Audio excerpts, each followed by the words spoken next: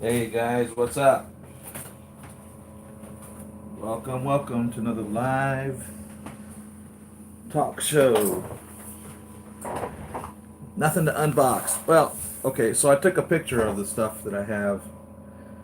I got a notification yesterday that my Venom, which was called the poison, is ready to be paid for, so it can be shipped to me.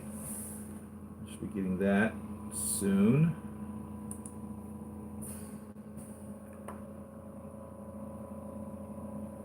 Let's pop in here to the channel, see if anyone's joined us yet. I hope you guys are doing well. Easter weekend. Tomorrow's Easter. And Marvel Endgame is next week, right? I got my tickets for opening night.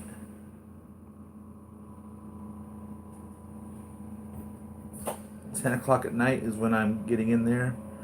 Couldn't get in any earlier, man. I tried all day long to get in there. My friend Shardamus, I'm sure a lot of you guys follow him or know of him. He got invited to the premiere down in LA. I'm really excited for him about that. Noble, how's it going, man? Excited and jealous, to tell you the truth. That's cool. That's freaking amazing. So, hopefully, gosh, I don't know. I doubt seriously that the poison will be here next week. And I've not heard anything on Thanos. I've seen some of the guys have been getting their Thanos. I've seen some of the guys have been getting their Hulkbuster 2s. I've not heard anything on any of that. Let me tell you what all I have coming. I've got Black Panther Killmonger on pre-order. Black Panther on pre-order. I've got a Deadpool Neanderoid, how do you say it, on pre-order. I have a Iron Man Mark 50 on pre-order. Thanos Infinity War on pre-order. Black Panther The Wakanda Throne on pre-order. The R2-D2 from Star Wars from Hot Toys that has all the accessories on it, the deluxe version. I have the two 1/6 scale arcade video games on order, the Centipede and the Tempest. I have the Hulkbuster 2 on pre-order. I have Gamora from Guardians of the Galaxy 2 on pre-order. I have Spider-Man Advanced Suit on pre-order. Shuri, Spider-Man Punk Suit. Bucky Barnes from Avengers Infinity War. Iron Man Mark 43, the re-release of that. And the Hall of Armor set of 7. I ordered another one of those. Figured I would shove my War Machines inside of it. I've got, what does that say? I ordered the Masters of the Universe Faker character, which I'm going to turn into a champion pool when I get that and do some work on that. That'll be a custom. I'm waiting for the Wasp and Ant-Man from Ant-Man and the Wasp. Iron Man Mark 7. I've got 2 of those on pre-order. I'm waiting on my Captain Marvel Deluxe, and Iron Man Mark 50 accessories, War Machine Mark 4, Punisher War Machine, Hulkbuster accessories, Nebula, Hawkeye, both the normal version and the deluxe version, and War Machine Mark 6. And then I've got the little Mark 5 football that's been opened up so he can get into it, which will be posed with the suit. I've got a Mystique that's been on pre-order for like 3 years. And I've got the Steel version 2 on pre-order. The Poison that just got announced that it should be shipping soon. Crossbones, which is a third party, got him on pre-order. And I think that's it. So it's not. I don't have stuff to unbox for lack of figures that are coming. I don't have stuff to unbox for lack of figures that have come. They're just not there. And I don't understand why they'll be announced in, or released in Asia, for instance. And here it is, April, nothing. These figures have been out for months. So it's crazy. It's absolutely insane. It's killing me. I really want my figures. So that's what I've got going on. So anyhow, in the meantime, I ordered this Red Eye Scarlet Witch head sculpt. So in the meantime, I spend my money on stuff I really don't need.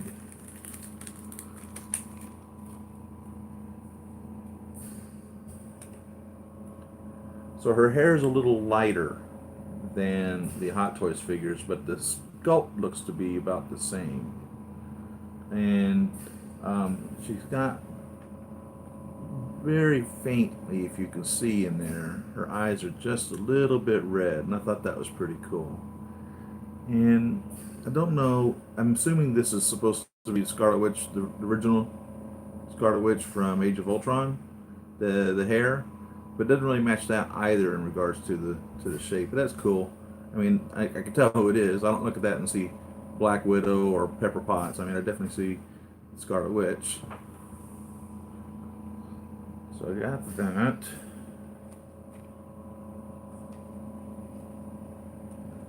Probably would like to add another Scarlet Witch to my collection someplace. And then they make these. Well, I got this little bouquet of roses because, I figured Tony's always in trouble. He tries to bring her a box of strawberries. She says it's the only thing in the world that she's allergic to. And that's what he brought her as a makeup gift.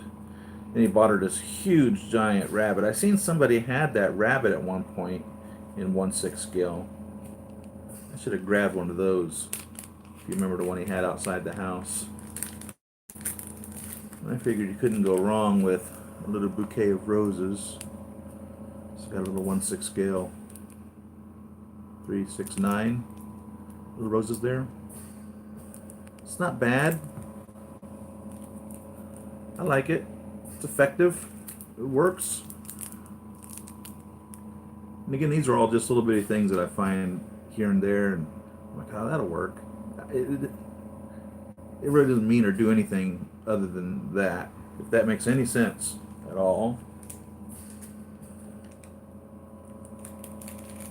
I also got these little attache cases. Again, not quite sure what I'm going to do with them, but I just thought they were so neat. And they are the size, they're 1/6 scale. They kind of look like the Zero Halliburton cases.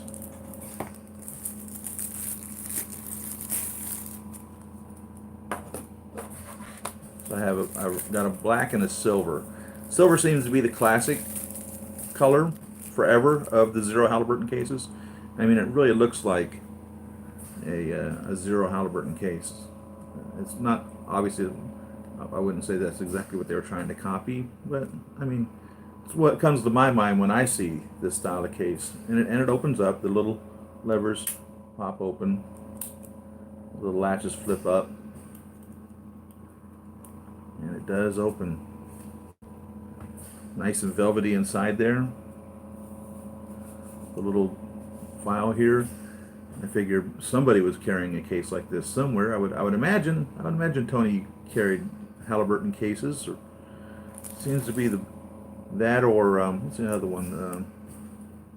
Really expensive attaché case.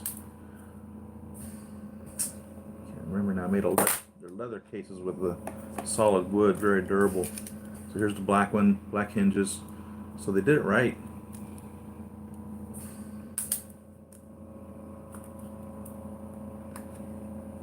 So if you need an attaché case for your figures, because I mean, goodness gracious, Pepper comes with stuff. Tony comes with stuff. I got reports and magazines, all sorts of things that you're gonna. I bought money one time for these guys. A little 1/6 scale stack of cash. And if you're interested, like I said, it's the same size as what should be. So there's the Mark V case right there. You can see them side by side.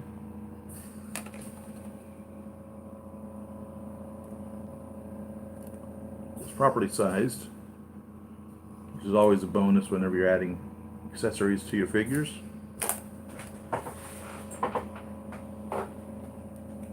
And then I got, again, for no real reason, no apparent reason, other than just, why the hell not?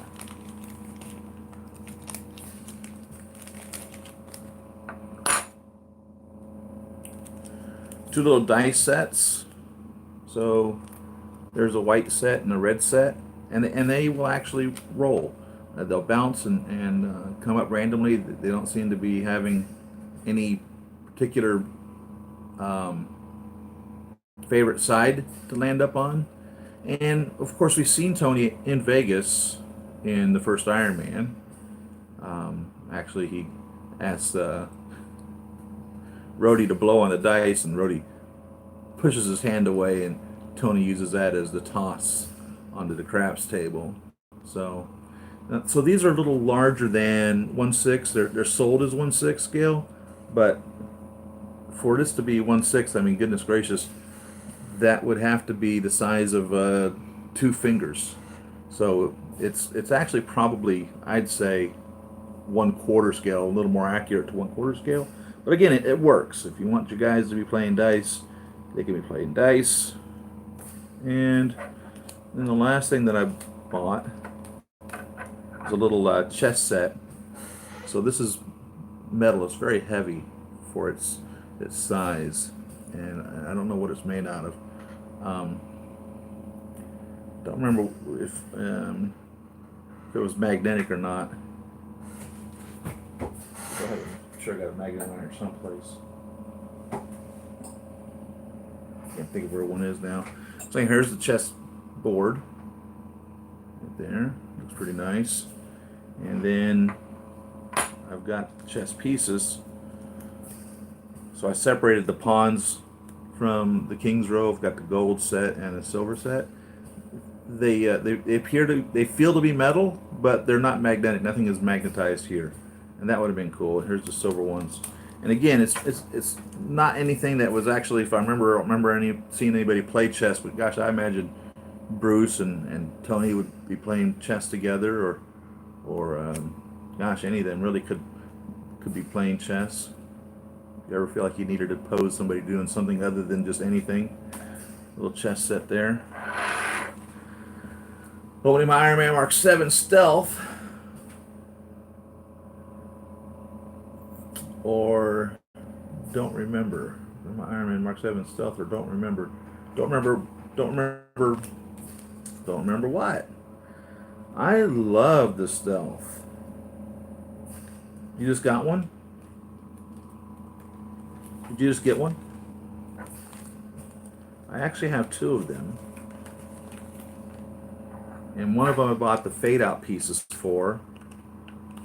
And if you guys remember, I broke his faceplate on him. So I actually have a faceplate from, I think it's a Mark 20 faceplate that I put on this fade out one. Can't match that chocolate colored black.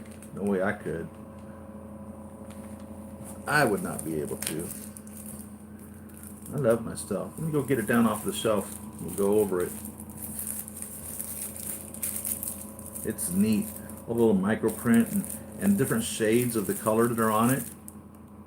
Beautiful piece.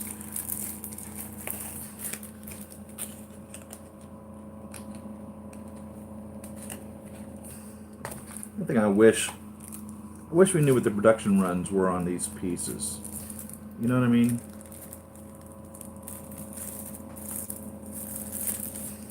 I guess not that it would really matter, because Hot Toys has already proven to us that they'll re-release a piece that they retired years ago, i.e. Mark 43. And with the re-release of that piece, it literally, truthfully is totally 100% the exact same piece. They even kept the same MMS number. That's insane. Let me get my Mark 7 stealth down. I'll get them both down, my stealth and my fade out.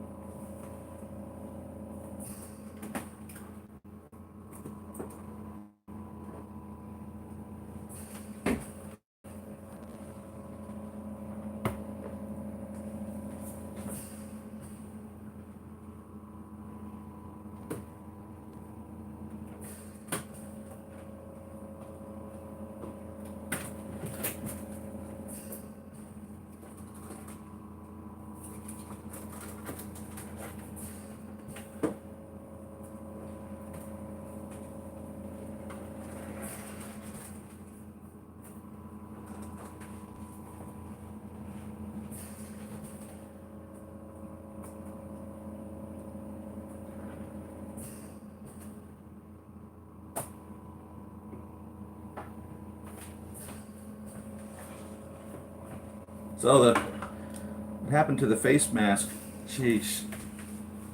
I was in the process of moving everything around, going from room to room. He's been in different rooms at different times as the collection grew. And so anyhow, I'm moving my Mark 7 stealth, and his little face mask fell off onto the table. I was like, no worries, I'll get that in a quick second. Well, a quick second wasn't quick enough, because at that moment, this table here, I don't know if you can see it or not, but you know which one I'm talking about. This top table, this thing's maybe, I don't know, an inch and a half, inch or so thick, heavy as all get out. I couldn't tell you what it weighs. It's no joke, solid piece of wood. Slipped and fell right on the table. And the only thing that happened to be on the table at that moment, thank God, was that faceplate.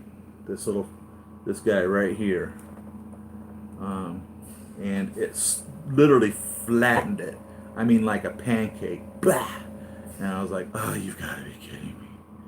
And it's chocolate is a good description of this as far as the color goes.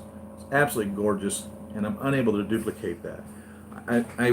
This I think came from because this is it's a Mark 7, and I think this was a python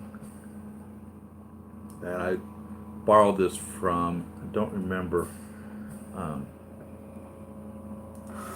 But of course it fits because it's the same head sculpt. And I wonder if, I bet you, you know what? No, this wasn't a python.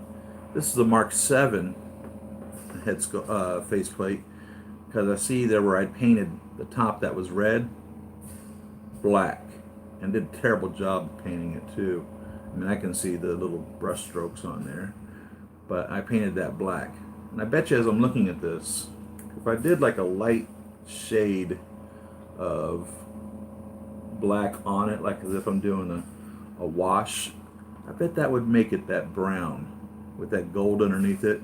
If I'd sprayed it a few times, maybe with a black, a real light coating of black, I bet you I could probably turn it into that.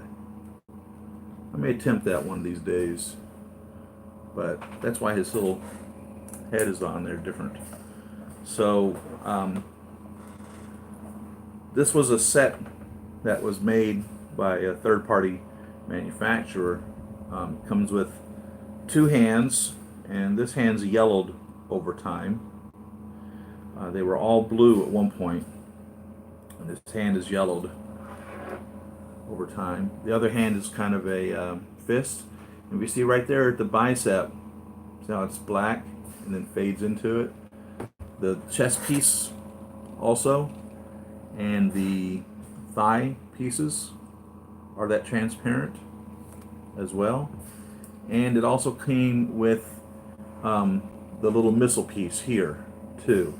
So this is interchangeable. You can pop this off. You can put the missile piece on here, which is faded out. And so that's the interchangeability of it. And the arm on this actually broke.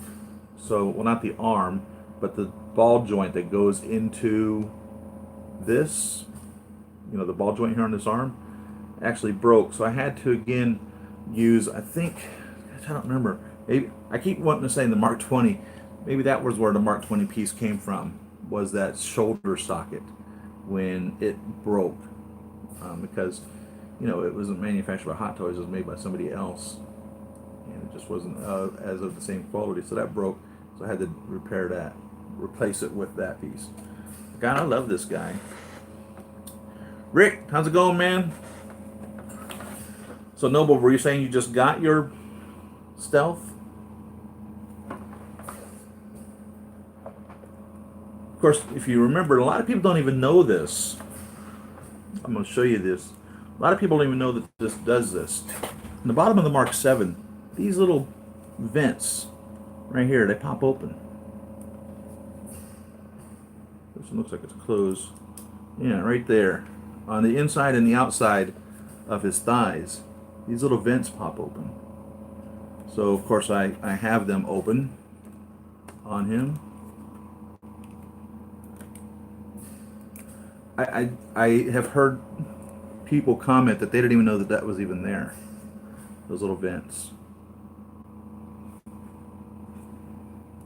And also on this stealth, the chest piece is kind of transparent, if I remember correctly.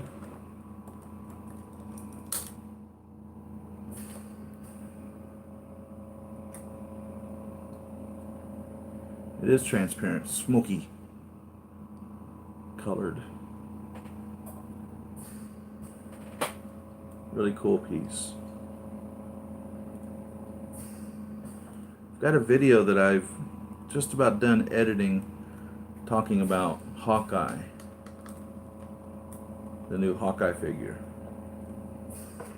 I'm ordering both of those, the deluxe and the normal of Hawkeye, in case you're curious.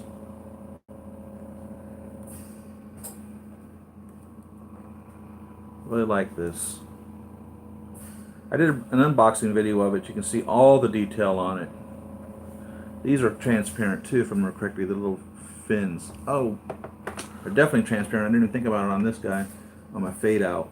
They're definitely transparent. Let me show you this.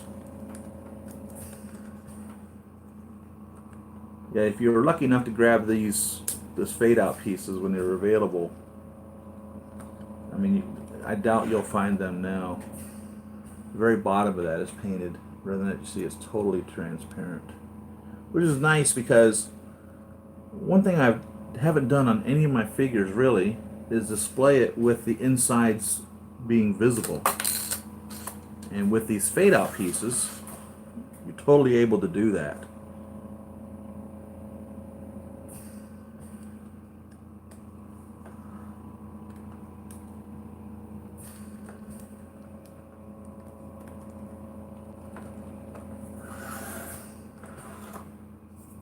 There's the Mark 7 stealth. Ian, how you doing, man? I hope I am well. You know what? I seen that. I need to order that. You know, there's a lot of items out here I need to order. Let me go over what I need to order right now. There's a bunch of stuff that, in my opinion, I need to snatch up. I still have not ordered Thanos Endgame, and I still have not ordered the Mark 85. So those are definites that will be going to the collection. The Veronica, I need to order that. There's, gosh darn it, I'm getting confused between, you know, on the Orville they have the Krill, in a Marvel it's the Kree, or maybe it's the other way around. There's the head and hands of that. I want to get some of those. There's, come on, Google. Stop being stupid. There's Decree Head and Hands. There's a golly, come on now.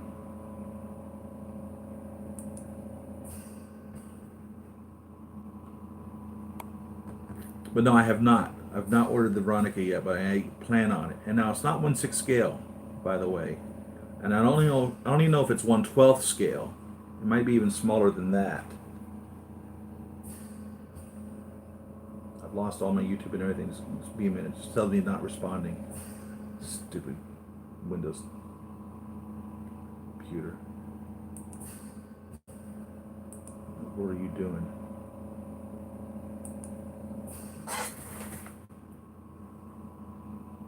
This thing's crazy.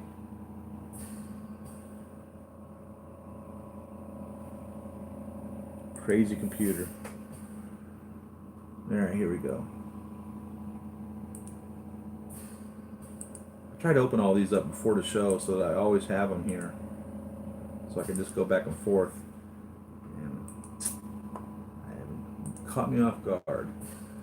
Pre-ordered from Giant Toy, $123.99. That's how much the Veronica is. $20 deposit, free postage, and if you get it in before 23rd, you get the extra.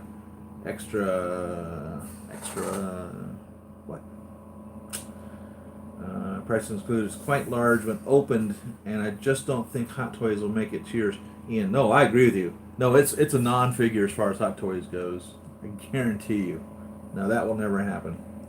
Hey Siri, don't worry, no spoilers, but a trusted seller in Hong Kong told me that Cat hasn't gone on pre-order yet because one accessory is a spoiler, which I sadly now know. Oh, I hate that. You know what I mean?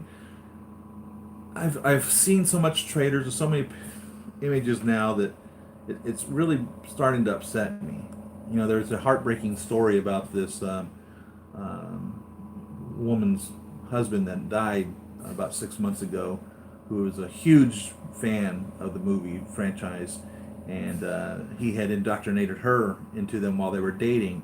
And you know, she said that she wasn't as big a fan as he is. You know, obviously she appreciates. So she bought the movie for you know, opening night, and she says she's not going for her, but she's going for him because he hasn't, because he's passed away. He doesn't get to see how it all ends. You know, he passed away 6 months ago, thereabouts. And so one of the guys responded to that post saying, well, that's why I watch all the trailers in case I don't get to see the movie because I pass away before then. No, I really want to be surprised. I really want to be surprised. Let's see. I had it for 2 years and never... What? Oh my God. You know how hard it was for me not to open up some figures sometimes just so I could unbox them for you guys? It's difficult. Oh man. I tell you what, if you've not had one of these stealths in your hand, I believe you're going to be blown away. Are you opening it right now? Did you open it last night? Planning on opening it soon? It's amazing. Notice all the little lines in here, from gloss to kind of a matte, and it's brown and black, different shades on it. All the little micro print that's on here, little messages and stuff on the shoulders and stuff. It's really amazing. I love it. I really need to just revisit all of my figures and rekindle a passion for them. I love them all, man. This little stealth is just amazing. That black looks so good. But it wasn't a big spoiler, so it'll still be... Yeah, and that's kind of where I'm at, too. From what I have seen, you know, I was like, gosh, you know, I wish I had... I've seen the new suits, you know, the white suits, the jumpsuits, or whatever you want to call them, the quantum suits. And, you know, again, I really wish I hadn't seen that as well as I did. And, you know, the two War Machines that we know of for a fact, the big beefy one, haven't seen the whole thing on that, thank God. But sheesh, what do we have? 6 days? Today's Saturday, Sunday, Monday, Tuesday, Wednesday, Thursday, 5 days thereabouts within the week. Thursday. Oh man, So excited. They're projecting that they said Avengers Infinity War did over $2 billion worldwide. And they're projecting that this is going to do at least that, if not more. And what they're hoping is that it'll beat Avatar. So Avatar did worldwide, I think it was 2.7 or 2.8 billion dollars. Billion. That's 1,000 million. So that's getting $1 million 1,000 times. That's a billion, and they did 2.7 billion. And they're hoping that this could possibly unseat that. And of course, the only way that's going to happen is by multiple viewers. So if I really enjoy a movie, I'll pay for it 2 or 3 times. My wife is definitely going to want to see this. She didn't want to mess around with it on opening weekend. So she will go later. And of course, I'm going to go with her then. But I'm there opening night. And if I really like it, I will. I think the most I've ever actually paid for a movie, I think was probably 5 times. And that probably would have been Tobey Maguire's Spider-Man, the first one. I think I paid for that one 5 times. I think that's the most I've ever paid for a movie. Or, I mean, gone to the movie to watch the movie. I think that was that.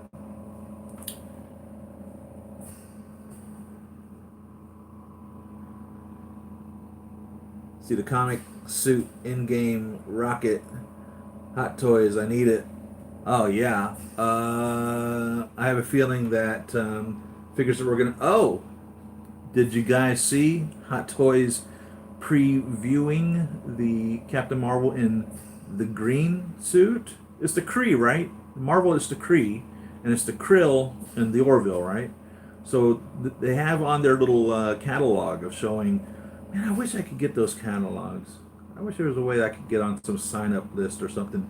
I wonder if they only give those to the people that were part of their original Hot Toys sign up from back in the turn of the century. I wonder if that's the only way people get those catalogs. Anyhow, in the catalog, they're showing a Captain Marvel in the green suit. So I would definitely pick that up. Um, what was I just talking about that made me change that? Yeah. I think Rocket's going to be announced soon. And like you said, Captain America is on hold because of the spoiler. It'll probably pop obviously on that weekend, probably on Thursday. No, probably Friday. My next Friday is probably when they'll drop it. Probably want to drop it Thursday before the movie. Um, what was the other one that I seen in there? Oh, a little sneak peek of the War Machine armor was there too, of whatever that is, Mark 5 or Mark 7, the bulky one. So those are coming soon. You know, they're just waiting, pretty sure, for the movie. First time now. Oh man, oh man, oh man. That feeling of opening up a new Iron Man hot toy. You know, even the basic ones that don't come with any accessories, they're still exciting. It's like, to me, it's like getting a new car.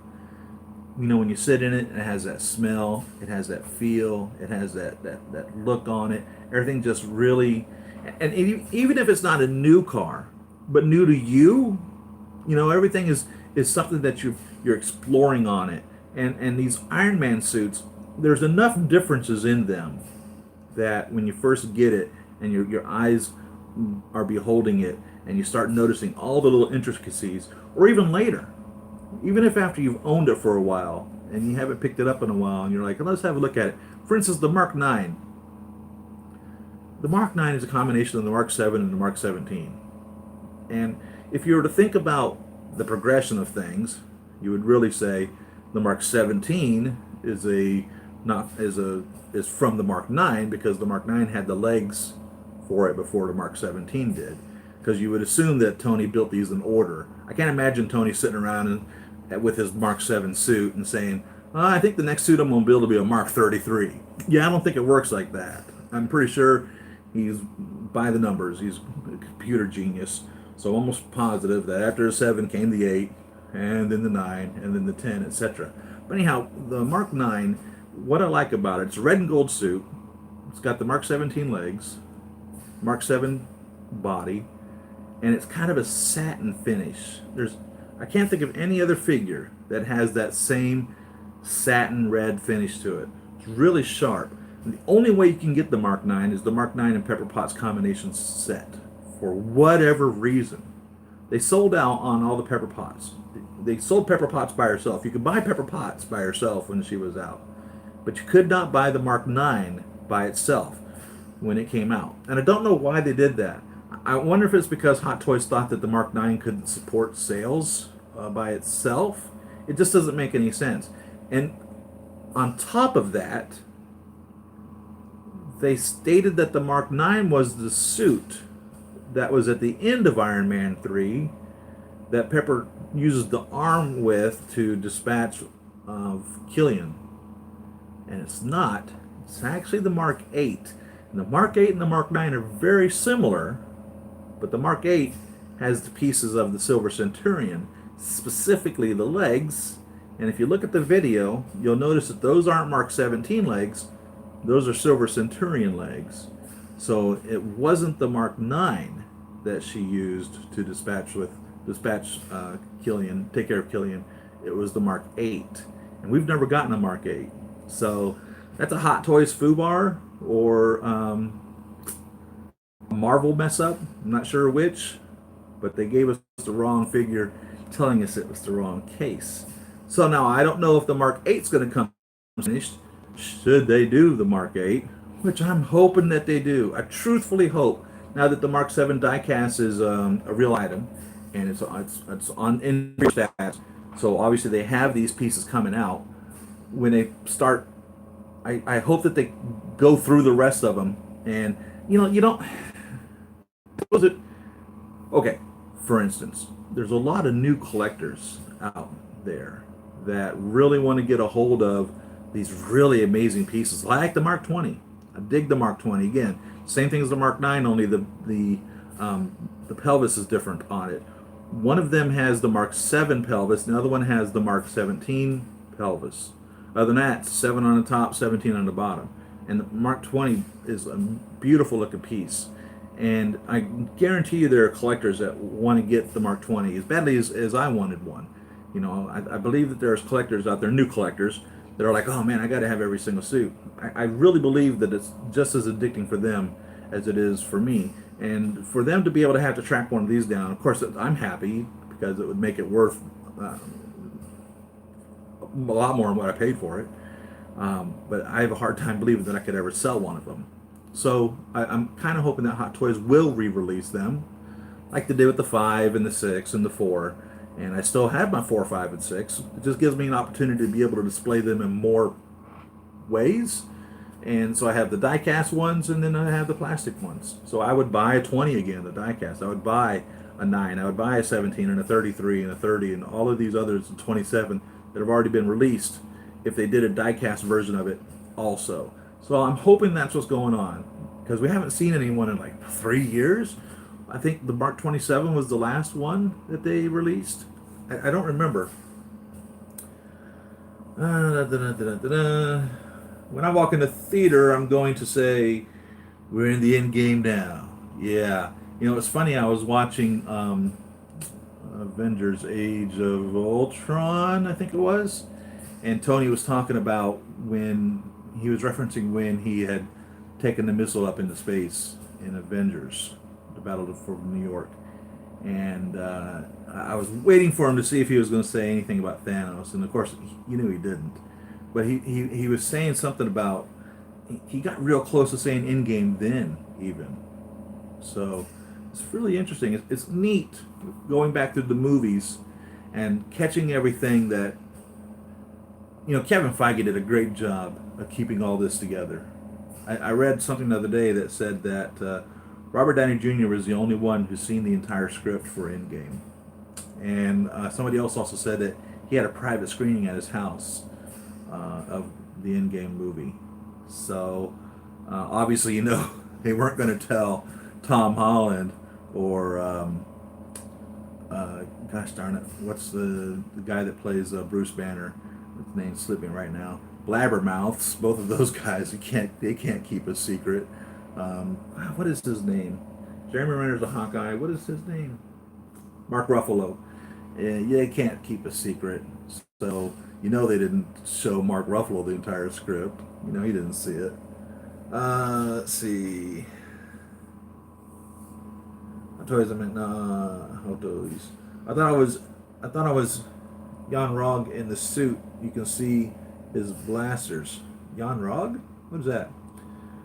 I check Hot Toys every morning for that cap. Yeah, I'm with you, man. Siri, I think we all know that in-game Rescue Pepper is going to be exclusively available at Sideshow, sadly.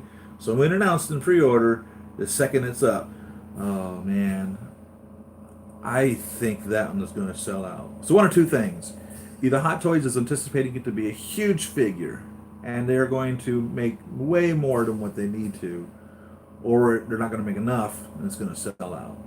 But on the other side of the coin, sheesh, in all actuality, there truthfully is no reason ever for any one of these to sell out, as it is, sadly, because it takes a year to get one. So they take their pre-order sales, and even it could be on pre-order for a year, and you could still be making a sale for it the day before it's finally released. This entire time they're making these things. Now, maybe not so with the hand-painted head sculpts.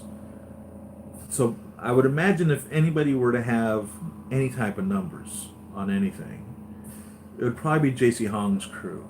And I guarantee you, JC's not going to say anything. He ain't going to tell you how many head sculpts he made. But I suppose that would be the limitation on runs. So along that line, a figure that doesn't have a head sculpt is going to be easier to continually produce a lot of them versus a figure that has a head sculpt, because each head sculpt is especially hand painted. Each one of them are. The bodies are supposed to be hand embellished, but I'm starting to doubt that even now, looking at some of these in regards to similarities. But they're supposed to be hand embellished. So, gosh, on Pepper, I don't know if she'll sell out or not. I'm really still surprised that the Mark 85 and Thanos are still available to be bought. That kind of surprises me. And did you notice the similarities in the color scheme between the Mark 85 and the Mark 46 concept? Color schemes are pretty close. Hot Toy says, release the Hall of Armor 841 all guy cast. They did say that. I know for a fact they did say that they would do 1 through 7. I did not know that they actually said that they would do 841 the diecast. Does that mean they're going to do Igor and diecast? I have a hard time believing that. Now, one of the big figures they do need to redo is Ironmonger. And I love my Ironmonger, and I love the fact that he's really limited, that there are not many of them out there. But those of you that are familiar with Ironmonger, or those of you that have one, you probably have the broken thighs. I've only seen one person ever show theirs that didn't have the cracks in the thighs. So they really need to redo the Ironmonger and die cast on them. I can't imagine that.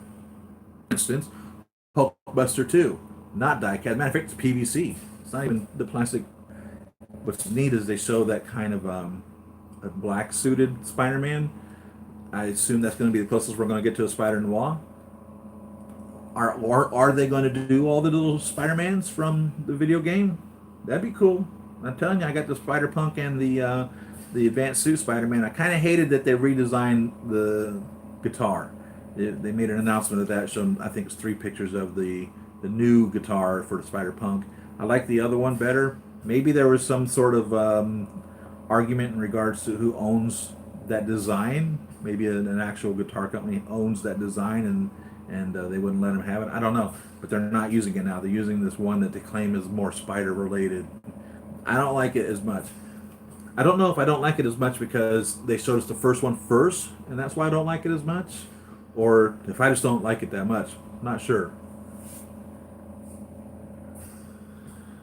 Unlike scalpers with Hot Toys, I say let the people who want to collect for real buy them. You know what blows my mind? I don't understand how these guys are able to buy a figure and literally disassemble it and sell it and make any money off of it. I suppose they are because maybe the sum of the parts is worth more than the whole. And yeah, I buy the parts. I've got figures that break, or I've got customizations that I'm doing, or I'll need an extra hand or an extra foot, or the arm goes out, and so I snatch these up. So I guess it's good and bad. It's good also because it helps sell the figures. You know? Uh, Bad Thanks for tuning in. They didn't say they would do what yet. Hot Toy says release the Hall of Armor 841 diecast. They didn't say they would yet. I'm not sure what that means, Rick. I'm getting my fix. Yeah, that's right, man. So that was one of the things I was saying, Bad Accent Gamer, at the beginning is I don't have figures to unbox, not because I don't have figures coming, it's just because I don't have the figures coming. They're not sending them to me yet. You know, I'm not getting notifications I need to pay for anything. Oh yeah, so let's get over here to what was I was saying, our pre-ordered items that I'll be getting. Okay, so Hellboy was announced, and it looks pretty cool. He got the huge horns as an alternate head sculpt, by the way. I'm not going to do a video on that. There's a third-party company that has made Ned from Spider-Man: Homecoming, so they call it the Fat Man figure. It's by One Toys. They don't give us a real head sculpt. It just has him wearing the Spider-Man helmet, but it's Ned. You know who it is, the guy in the chair. We get the Toys R Us is the one that's done the head and the hands for the shape changers. So if you get you a few of those, put them on different bodies, is what they're showing in their advertisement for that. You can get a one-to-one replica of Nick Fury's pager that Captain Marvel retrofits for him, or advances, I guess, not retrofit. She advances it, the technology on it to be able to pager through galaxies. You can get a one-to-one replica of that. They have a Felicia Harding Black Cat, and I am going to get all over this. These are items that I haven't pre-ordered yet that I need to. The Felicia Hardy Black Cat. Jeez. Yeah, I'm going to get that. There's no doubt about it. It looks a little more Catwoman-y from DC in regards to the suit, but it's Black Cat it's Spider-Man's Black Cat. No doubt about who that is. There's also a pre-order for a suit which we've seen in the leaked footages from the sets of where it appears that Ant-Man and Iron Man are talking to a back in time Captain America from the Battle for New York. So there's this blue suit that's made by SW Toys, and they call it the in-game Tony figure. So that's out there for pre-order. And of course, speaking of the strawberries, there's a Tony in a regular suit with this box of strawberries, which he brings to Pepper, which is also on pre-order. And I think there was something else. No, I guess that was it. So that's what's going on. In addition to, like you were saying, the Veronica satellite Hulkbuster pod thing, which is made by Pocket Cosmos Toys. So those are the pre-order items, in addition to everything else that is out there for us to make ourselves crazy getting. Pre-ordered in-game Iron Man and Thanos passing on Hawkeye, really? And War Machine, I will get Mark IV instead. The Mark IV War Machine, yeah, I've got that on order. Again, that's the War Machine from Infinity War.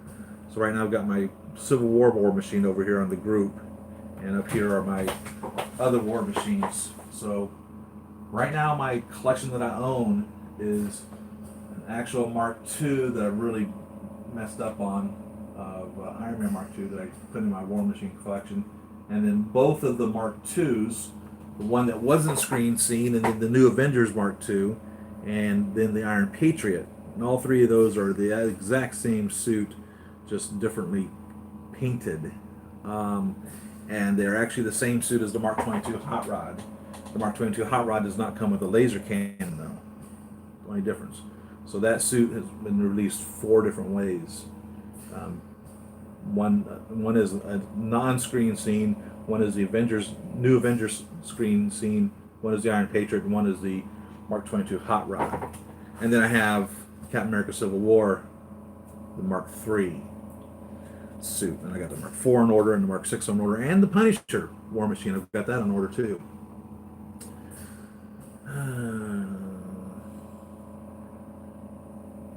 Let's see. I know people don't like Hawkeye now, but I love it. Man, me too. And like I said, I pre-ordered both of them. I pre-ordered the normal version and the Ronin version. And one of the things I was saying in my video that, sneak peek for you guys that are here today, I'm discussing that I hadn't collected all the Hawkeyes. I only have just the one, the Age of Ultron Hawkeye, which I love. But I just didn't feel any need to buy the other Hawkeyes for whatever reason. It's kind of like with the Captain Americas. At the time, I didn't feel it necessary to buy all the Captain Americas and the Scarlet, the Black Widows. And now as I go back, I'm like, sheesh, man, I want a Black Widow from every movie. I want every Black Widow. I want every Captain America. And now I want every Hawkeye. But I'm going to start with Ronin and the new Hawkeye. And I'll tell you why. I think it's because I think there's going to be a story here that's really going to make us fall for him. I think this is going to be his swan song, more or less, if that makes any sense. So yeah, I'm picking them both up so I can display one as the new Hawkeye and one as Ronin, which has the hood and the face mask and the whole 9 yards. And that's because I learned my lesson with Tom Holland's Spider-Man.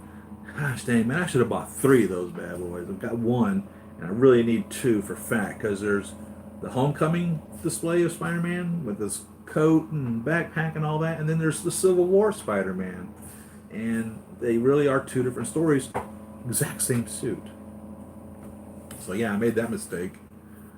That's why I got the 2 Captain Marvels too. And I held off on her until seeing the movie and ordered it after that. So I was able to get the deluxe. That was a difficult task. The deluxe came on and off out of pre-order. I imagine because people were canceling their pre-orders for one reason or another. So eventually one popped up and I snatched the deluxe. And then I've got the standard version on order as well of the Captain Marvel, because I wanted to display her in 2 different ways. I wanted to display her with her head sculpt, and I wanted to display her with the mask and all that. And I definitely want the green suit as well. Hell, I might even go as far as to buy like 5 of those green suits and try to kit bash her entire team of when she was part of the gosh dang it, why can't I remember the names of these people? One too many head concussions is what it is. That's what the real reason is. What's the one thing on Earth? Right, strawberries. Come on, Tony, you idiot. You didn't even listen. War Machine on BBTS didn't require a deposit, which was weird. Yeah, it's because it didn't have any options. You notice that? It was real limited. So there is a dollar amount that they seem to want to hit the pre-order on. And that's why, to tell you the truth, I haven't pre-ordered my Mark 85 and my Thanos yet, because I just don't have the money to drop $120 on pre-orders right now. Got to come up with $180 to pay for my Poison, my Venom figure that's coming. I got a notification yesterday that it needs to be paid so it can be shipped to me. The Endgame Hawkeye haircut makes me cringe. I prefer Age of Ultron Avengers. Yeah, Age of Ultron. I really dig that. Let's get this guy over here.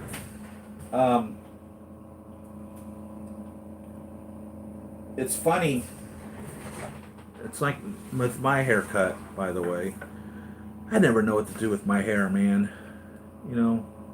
It is just hair. I've got a lot of hair. I'm not lacking in the hair department. But I never really know what to do with it.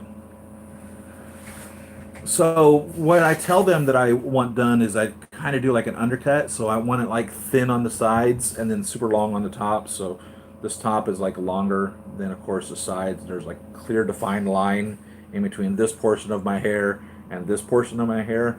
So this is a lot longer than what it should be compared to what it is here on the side. So when I seen Hawkeye's haircut, I was like, oh, that looks kind of cool. So I may actually end up getting a Hawkeye haircut from Endgame. We'll see. But yeah, this figure here, he's dead on, man. I like the bow, all the arrows. I decided he's actually displayed on my shelf this way. So there's his display base. So I actually have him displayed backwards, actually, because I want to show off that quiver with all those little arrows, all the little arrows that are on there. And that's what I like about this. And then I have a little Ant-Man that I put on it. He's a lot larger than what he would have been from Civil War. And but I've got him glued onto the tip of that arrow right there. But yeah, I really dig this Hawkeye.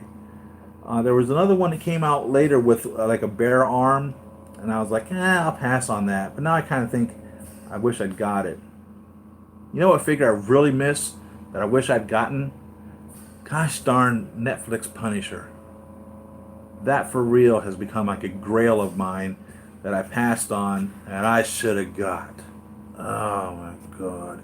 That's going to cost me some money, I'm sure, later on when I decide to finally actually cough up the cash to get it. That's not going to be cheap. Not at all.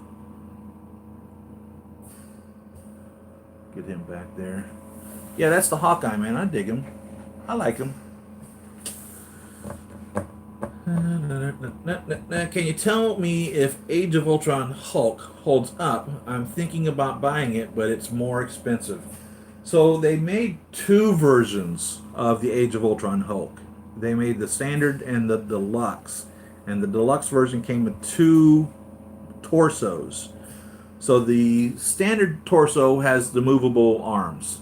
And the deluxe comes with the Hulk smash, where his arms are up like this. I think both of them come with the two head sculpts. I don't remember if the deluxe also comes with the additional head sculpt. I love my Age of Ultron Hulk, and I am another one of those that I'm thinking about buying another one because he's all right. So you have him battling Ultron, which is where I have him. I have him in my toys box, Age of Ultron defending base, which is the kind of I don't know what it was it a cathedral or something they're fighting in or something. So I have him there, but I also need to have him up against the Hulkbuster, you know. So I definitely need two of them, and he's got the shoulder, the elbows are seamless. So the rule of thumb is on any seamless figure, you want to limit the bending of their bodies so not to cause any creases. So I keep that in mind as I pose him, and I've not had any problem with him. He's great, and I've had him since he was new. I bought him new, and so he's been on display here, up on display this entire time, and I recommend him. This great figure. This is Iron. This is a Hot Toys Iron Man. It sure is. This is the Mark 7 Stealth that we were going over a little bit ago. This was also called. It was also released in conjunction with the company in. I think the company's in Hong Kong, called Chocolate, and they sell a lot of different things. And this was, I think, their 10th anniversary figure. So the exact same figure between the Hot Toys Stealth version and the Hot Toys Chocolate version. It's just that the chocolate one came with a different box, came with a T-shirt, and it came with a different display stand that said Chocolate 10 on it. Other than that, it's the exact same figure. So you'll hear some people call this the Chocolate, and you'll hear other people call it the stealth. And the chocolate obviously is a lot less available. It's the exact same piece though. In order to get the chocolate, you had to go to that store in downtown Hong Kong or wherever it is to buy that piece from the store on during that time frame that they had it available. It was the only way you could get it, and then of course you would have got it as a third party, buying it from eBay or somebody who had gone to chocolate and bought it and then turned around and sold it. So yeah, this is a Hot Toys Mark 7. It is not die cast. This is before they were making the first die cast figure was the first die cast the Iron Patriot? Was that the first die cast? Was it War Machines were the first die cast? I don't remember now. But no, they hadn't designed a die-cast Mark 7 yet. So no, it is not die-cast, by the way. Can you tell me when I did the Iron Toys? Yes. Get it. I'll trade you my ALU head for yours. Yeah, if I had multiple heads, I'd do that. Hawkeye is going to have, I guarantee you, he's going to have a touching story. Like his daughter was cutting his hair and it was snapped halfway. Right, here she goes, cutting his hair, and now he forever keeps his hair the way that his daughter was cutting it at the time. I love it. That's clever. Let's see. Looks like we're probably getting an in-game Captain Marvel. You know what? Nothing that I've seen yet has had Captain Marvel in any of the merch for in-game. Obviously, I've seen little portions of a trailer here and there where she's there, but I haven't seen her in any of the suits or nothing. And trust me, I don't want to know. I really don't. I really want this to still be a surprise. You know what I mean? I want to have faith in my Captain Marvel. I want to have faith in her. I want to see the new Avengers. I'm super curious to see if they are going to show up on Endgame. Who all do you think is going to be the new Avengers? That's a good question. Let's talk about that. The arrow you get to use on the bow should have been longer. It frustrates me how short it is every time I try to pose him. Yeah, you talking about the shaft? Wouldn't it be nice if you had the tip out there a little further? Yeah, I agree. In order to be able to set him up properly, which I think I've done probably the best that can be done, it just falls just short. The shaft should have been just a little bit longer, because with the arm extended and aimed and the hand in the proper place as close as it can be, that shaft is just a little too short. I would like to see the arrow out there another half an inch, another centimeter would have been perfect. So yeah, I hate that they did that. Lack of planning. It's kind of like the original Thanos. He doesn't sit well on his throne. So again, that's a lack of planning, or proper planning, in regards to how that development came about. Nobody posed this when they were making those arrow shafts. If they had, they would have said, "Oh, we don't have enough length here," and lengthen those shafts another half an inch or centimeter. You know what I mean?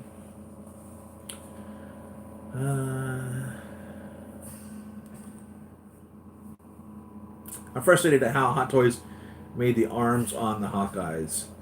You talking about? I'm not sure what you mean exactly. This is the only Hawkeye I have. Like I said, one of the Hawkeyes has like a clothed arm and an unclothed arm, arm without anything on it, bare arm. Is that the one you're talking about? CW, I'm not sure what you mean. Civil War? That's why I fixed mine. Fix your arms of Hawkeyes? Let's talk about that too. Yes, the Civil War 1, I watched your video on it, gamer. Awesome. I think new roster after Endgame is Captain Marvel, Black Panther. Didn't they kill the Black Panther in Infinity War? Are you theorizing that these people will be brought back to life? Is that the theory that we're standing on? Captain Marvel, Black Panther, Doctor Strange, Ant-Man and Wasp, and Spider-Man on call. Yeah, in the comics, Spider-Man has always been a reserve Avenger. He wasn't ever really a full-time Avenger. He always was a reserve Avenger. Reserve Avenger. Ant-Man's daughter, Hawkeye's daughter, as being ones that were snapped.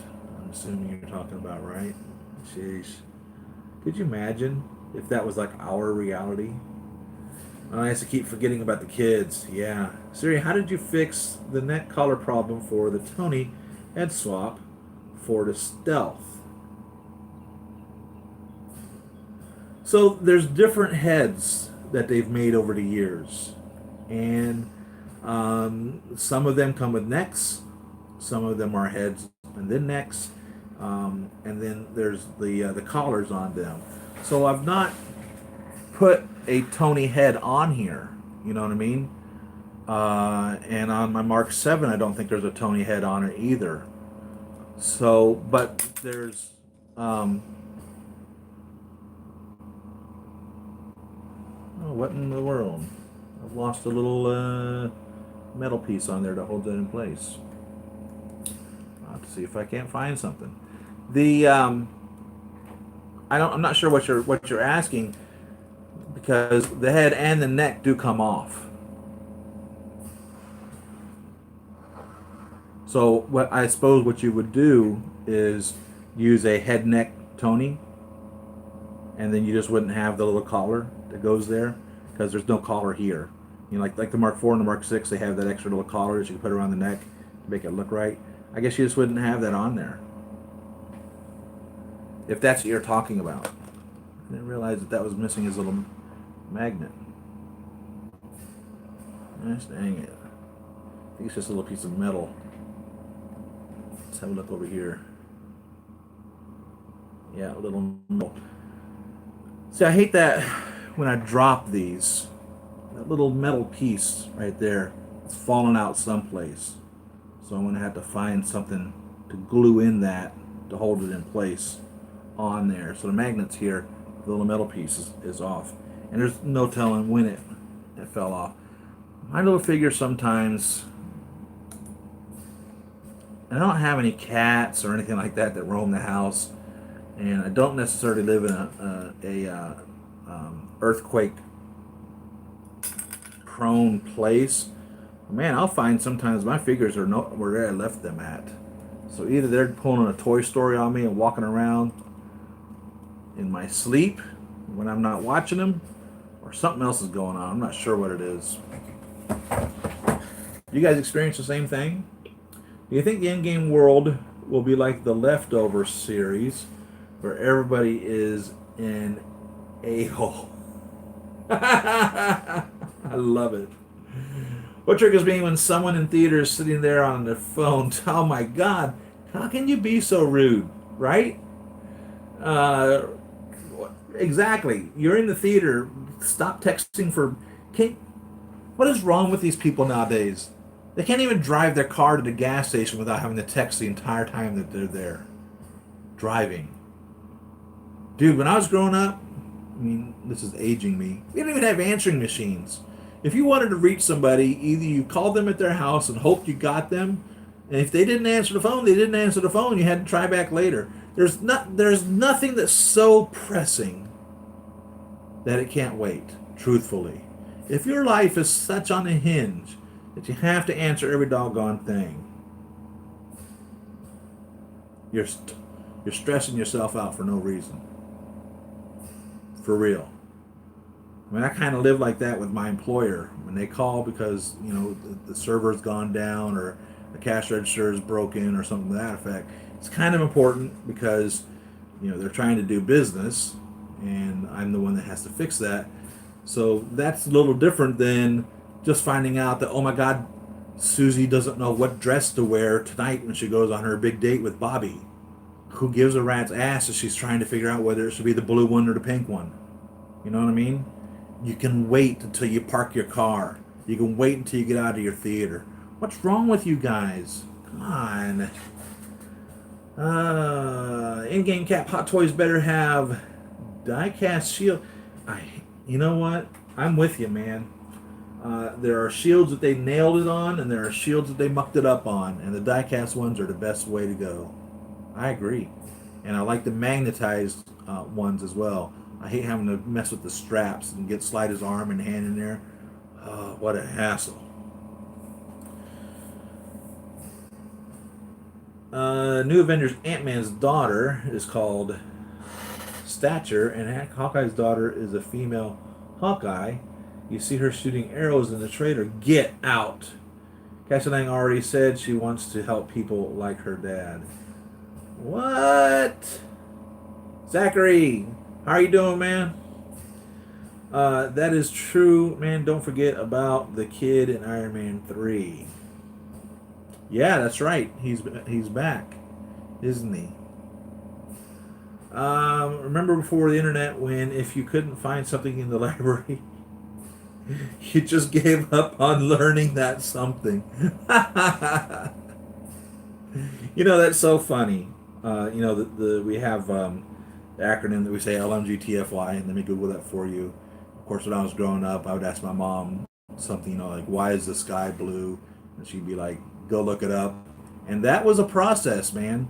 If you were fortunate, you might have had an encyclopedia of one kind or another at your house, a Britannica or a World Book or one of the other many different encyclopedias. People used to come door to door, knocking on your door, selling encyclopedias. That was actually a real job back in the day. You get a knock on your door and to be a salesman selling encyclopedias. So if you weren't fortunate enough to have an encyclopedia at your disposal at your house, you'd have to go to the library. And the libraries weren't open 24/7. They weren't open outside of like 9 to 5 or whatever. So you had to get there and spend time with their... You couldn't check out an encyclopedia. You couldn't take it home and had to stay there in the library. So these are all things that people no longer really have to deal with anymore because it's all on the fingertips. It's all on their fingertips right there with our cell phones.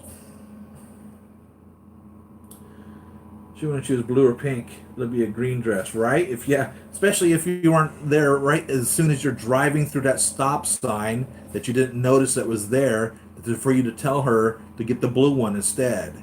And if you don't respond to that text right now, she'll get the green one instead. Oh, you better make sure you respond. Wake up, people. Quit being stupid. You know what I mean? Come on. Did you hear that the first 20 minutes of Endgame was leaked? No, and let's not talk about that. Only because I really want to enjoy the movie. I want to walk in there, and when I sit down, I want to be jaw to my chest, eyes this big around, out of breath because I'm in absolute shock and disbelief and excitement and can't wrap my head around everything that's going on. So I'm not even watching the trailers anymore. So I've seen like the first trailer. I've seen bits and pieces of, I don't know which trailer, number 2 or number 3, and I'm trying to avoid all of that. So I even hate whenever Hot Toys announces a figure or somebody announces a figure or something because there'll be an image that really shows something. And this movie being the culmination of 22 movies, being the end. Because from my understanding, excuse me, I've got to take a drink.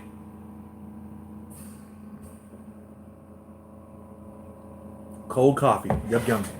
Anyhow, from my understanding, Chris Evans is out. He's done. From my understanding, this is his final movie. And I have a feeling that Robert Downey Jr. is also out. I'd really hate to see him go. If it wasn't for his portrayal of Tony Stark, I don't think we'd have the Marvel Cinematic Universe. Robert brought Tony to life. And in the comics, I'm a huge Spider-Man fan. And as you read the Marvel comics, there's all these crossovers where they'll have this person pop in and that person pop in. And so that was really my only exposure to these other people, was through any type of interaction with Peter Parker. So I didn't know that much about Tony in the comics. He wasn't my guy. Spider-Man was. 100% sold on Peter Parker. And so when Iron Man came out, the very first Iron Man came out with Robert Downey Jr. Now, uh, so to give you a little bit idea of where I'm at, Robert and I are about the same age. So I've grown up with him, and I don't mean like grown up with him. I don't know the guy. I've never met him. As far as that goes, I just mean that as he was going through things in life, I was going through similar things in life, or whenever he was in a movie starring in this role or whatever, I could relate to these characters. So I had followed his career, not like I was stalking him. I'm just saying, I followed his career through the time that he's growing up.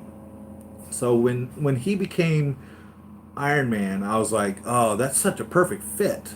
Because all the history that Robert had gone through in his real life, and the story that Tony Stark had gone through in the comics, I was like, oh, this is like the perfect character. And he kind of looked like him as well once he did the little goatee and all that.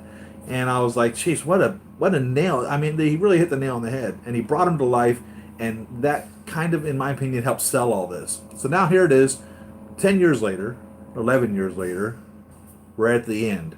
And I think Robert's probably going to get out too. I think he's had enough. But if it wasn't for him, I don't believe any of this would have happened. I mean, we had the first Hulk, which was a failure. Sony properties, Spider-Man really wasn't grabbing it. Bryan Singer's X-Men was a complete disaster. Could never keep track of who was going on with what, killing characters they had no business killing. It wasn't growing any real storyline. Wolverine was dead on. Logan, what's his name? I'm talking about what an excellent casting that was. And but I think he's out, right? So we've got all these characters that were created by these actors that have just brought these people to life because they're perfectly cast, that it looks like it's done. So I really want to enjoy this movie so much because of that. That I'm trying to avoid everything. Da, da, da. Yeah, man, he shot scenes for Avengers Endgame. People don't realize how dangerous is driving a car. I've seen people eating a cereal while they are driving. Oh my god. Maybe the cereal was great. Yeah, exactly. Yo, so we are getting a glimpse of the new Avengers. That's so cool. You think like it is Hope Miles one day. You know, um, I appreciate and recognize Miles Morales. I assume that's who you're talking about as Spider-Man. I'm glad that he's not a replacement for Peter Parker, and I really enjoyed the Ultimate Spider-Man movie. What was that called? The cartoon, Spider-Man. What was it called? Spider-Verse, Into the Spider-Verse.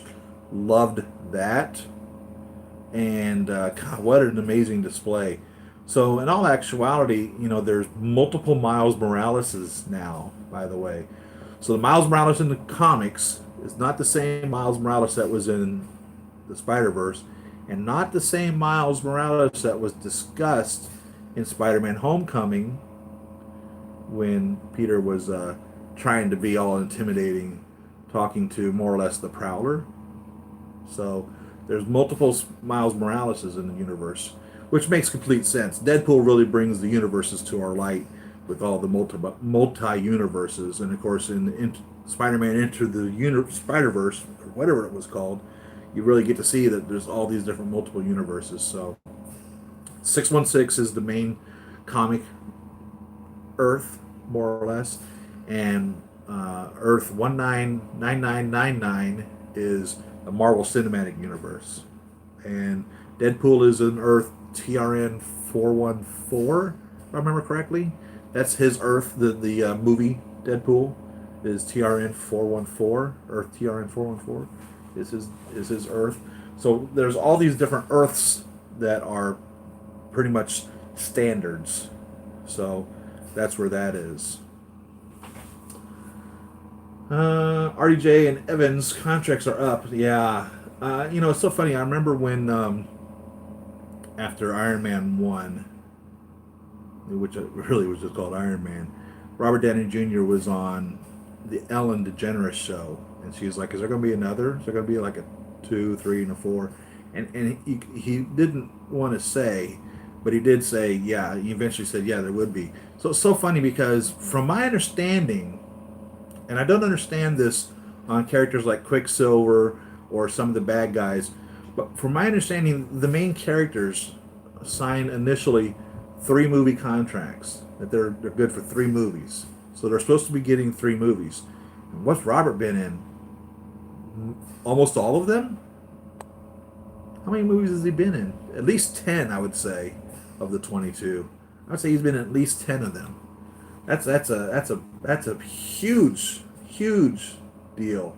That's like a movie a year, easily. And then he was doing other things like Sherlock Holmes at the same time.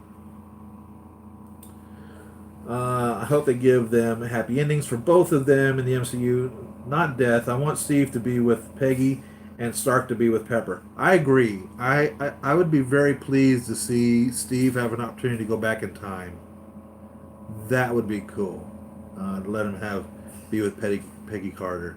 That would be cool. And of course, as we learn through Star Trek and other storylines, whenever that happens, another Earth is created, more or less, another dimension is created. So Kevin Feige was speaking the absolute truth when he said that the characters that died in Marvel's Avengers Infinity War are truthfully dead.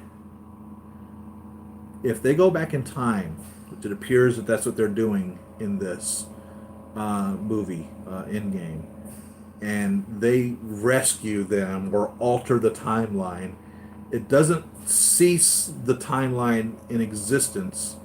It creates a splintered timeline that goes from that moment on. So it would then no longer be Earth 199999. There would be another Earth involved for that once it splinters off, if the characters are still alive. And obviously, we've got Far From Home Spider-Man coming out, and I don't know if that's supposed to be before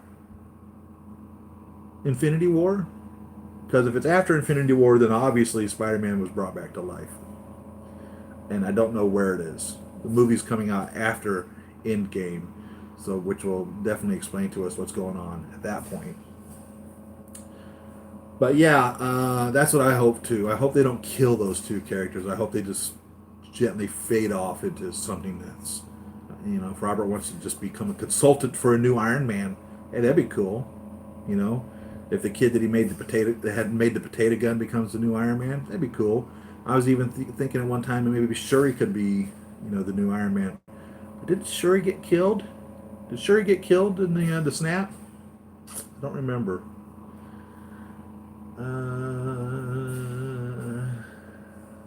Never over with Marvel. God, I hope not. I wish they'd announce more Spider-Man game. I'm with you. Still hoping for 2 2099 suits, Noir and Scarlet Spider. Dude, I am with you there, 100%. About eight movies, I think is what you're talking about. Maybe 2 more than that. But Steve messing with Peggy back then would mean no Sharon Carter. Wow, that's deep. That's deep. Or maybe that's how Sharon happened. Ooh. Man, you really guys are thinking. Look at you guys. I don't know either, right? By the way, I replaced the left arm on my HE from CW, HE, Hawkeye from Civil War, for a double jointed arm, and I covered it with a matching sleeve. So now he has 2 long sleeves and not movie accurate, but I like it a lot better like that. Where'd you get the sleeve? You know what I would like to do? And maybe one of you ingenious fellas out there or ladies out there, one of you ingenious guys can do this. Dude, I for real want a Doctor Strange arm set where he's like, what is it? The goddess Sheba? I don't remember which one it is. It has all the arms. Dude, I would like for real an arm that I could plug in there, something that I could plug into the back of my Doctor Strange. I would so pose him that way. I would so pose him. If one of y'all were able to make that, dude, I for fact would buy one. I'm telling you right now. If somebody could make an arm set of and you know however many it would have to be, 10 or whatever, and finding some way of it attaching onto his back. Oh my god, dude, for real. If one of y'all geniuses can figure that out, let me know. For real. I mean, that would be the tops. That would be aces. Good job on replacing that arm, by the way. Siri died. Yeah, I thought she did. Hawkeye's daughter. What? You're terrible. Gambit is getting a spin-off movie. You know, it's Gambit. He was in one of the X-Men, right? And I think I'd read or heard something that they're pretty much done with that entire X-Men universe. Disney's not carrying anybody over, which kind of sucks. Some of those characters are really perfect. But then again, Bryan Singer was killing them left and right anyhow, so I guess it really doesn't matter. But yeah, it'd be nice to get another Fantastic Four. How many times have they done that movie in the last 2 decades? Recasting it and doing it over again. Fantastic Four, new X-Men. At least now it's all under one franchise, right? Except for Spider-Man. And I guarantee you Sony will never release Spider-Man. So Spider-Man will never come back to Marvel / Disney, in my opinion, wholly owned by them. They'll always have to get permission with Sony. But Sony's no dummy. They've made mistakes in the past, but they have at least allowed Spider-Man to work with the Marvel Cinematic Universe, and they're rolling with that. So Spider-Man Homecoming, Spider-Man Far From Home are Sony movies 100%. But they are tied in with the Marvel Cinematic Universe because Robert Downey Jr. was in there as well. So Sony's no fool. They're letting Spider-Man float in between that too. And I hope that relationship continues. Oh man, isn't it amazing? It's all about making the money. They all want the money. I've always loved the Gambit character, by the way, in the comics. He's cool. You know, he's from Louisiana. He's got that accent, that deep Cajun accent, and he's got, I don't know, the ability to charge items to become an explosion, and he's got his staff, and then his love. I don't know whether it's like a brotherly, sisterly love for Rogue, which is another amazing character. Love Rogue. There's so many X-Men characters that have such depth to them that would make great, really movie characters. You know, I just hated the way they were all handled in the last, what's it been, 18 years or whatever. I just hated it. They could have been handled much better than, oh, here's my little piece for my helmet. Found my little silver piece so I can glue them on.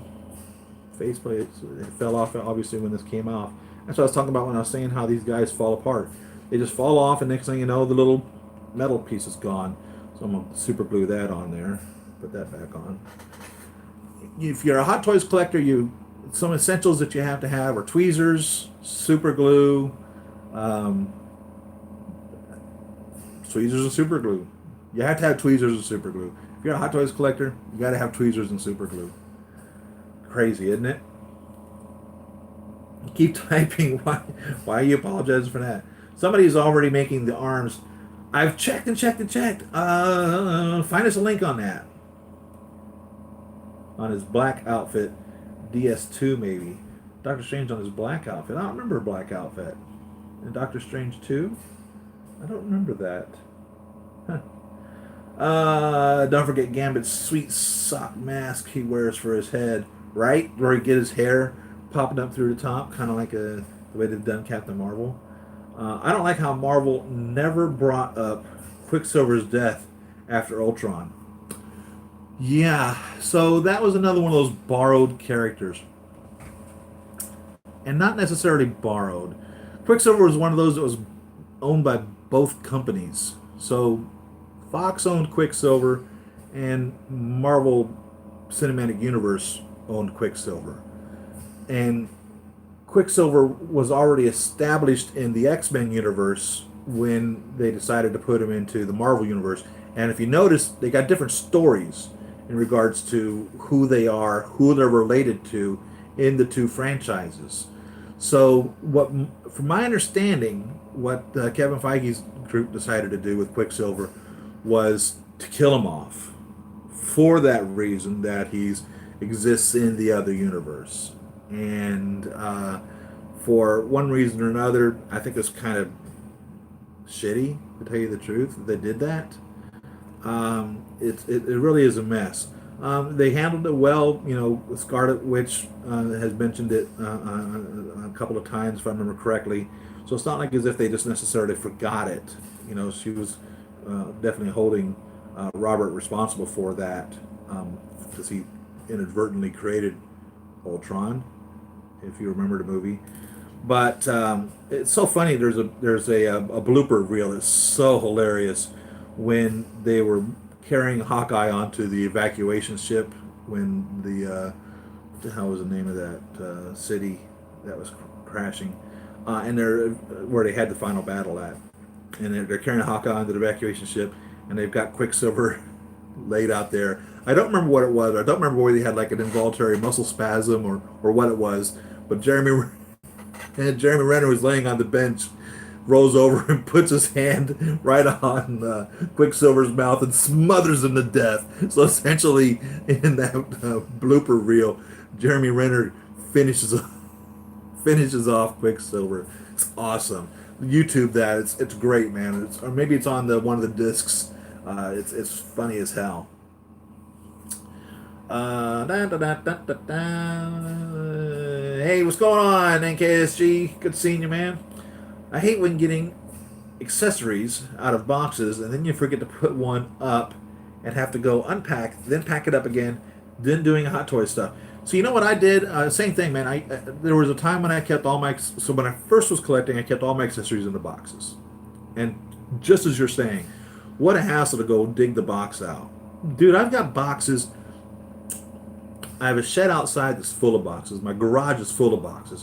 The boxes take up more space than the figures do. And you see I've got no room to display the figures.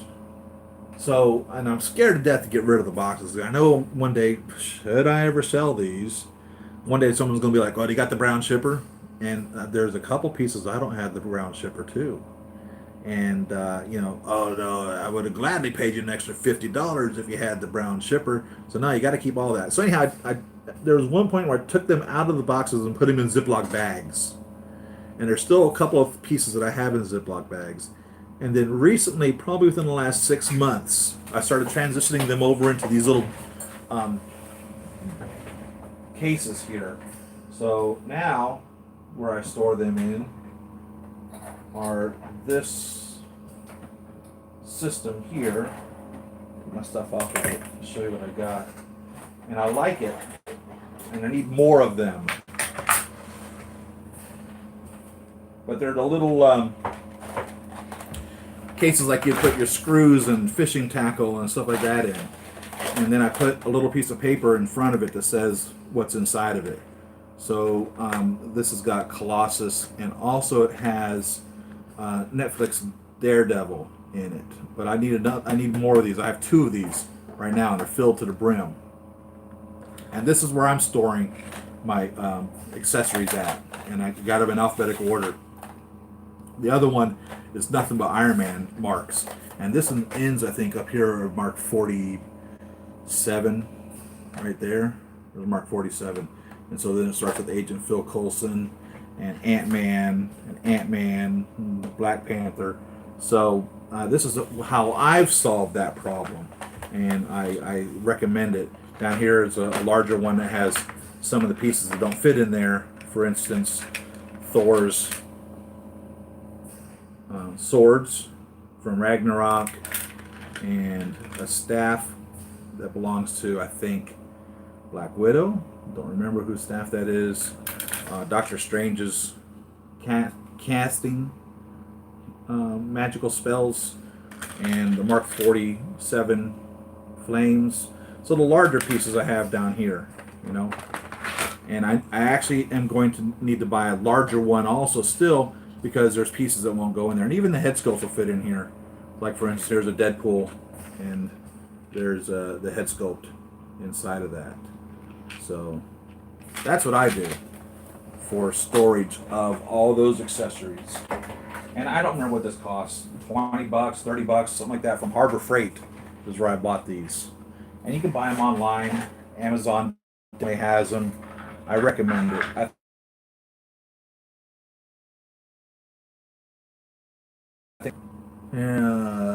Let's go back. Catch up here to what I was talking. Sokovia, yeah, Sokovia Accords. Thank you. Uh, man, I'm going for what? You got into a sneak peek? Lucky dude, you. Congratulations, man. Black Doctor Strange would be nice, but to me, I like the blue. I don't remember a black one. In the in-game leak, we see. No, I don't want to read that. I'm not going to read that paragraph. I'm not going to read it. I'm not reading that. I'm sorry, Bren. I'm not going to read what you got. I'm not going to read it because I don't want to know. I don't want to know.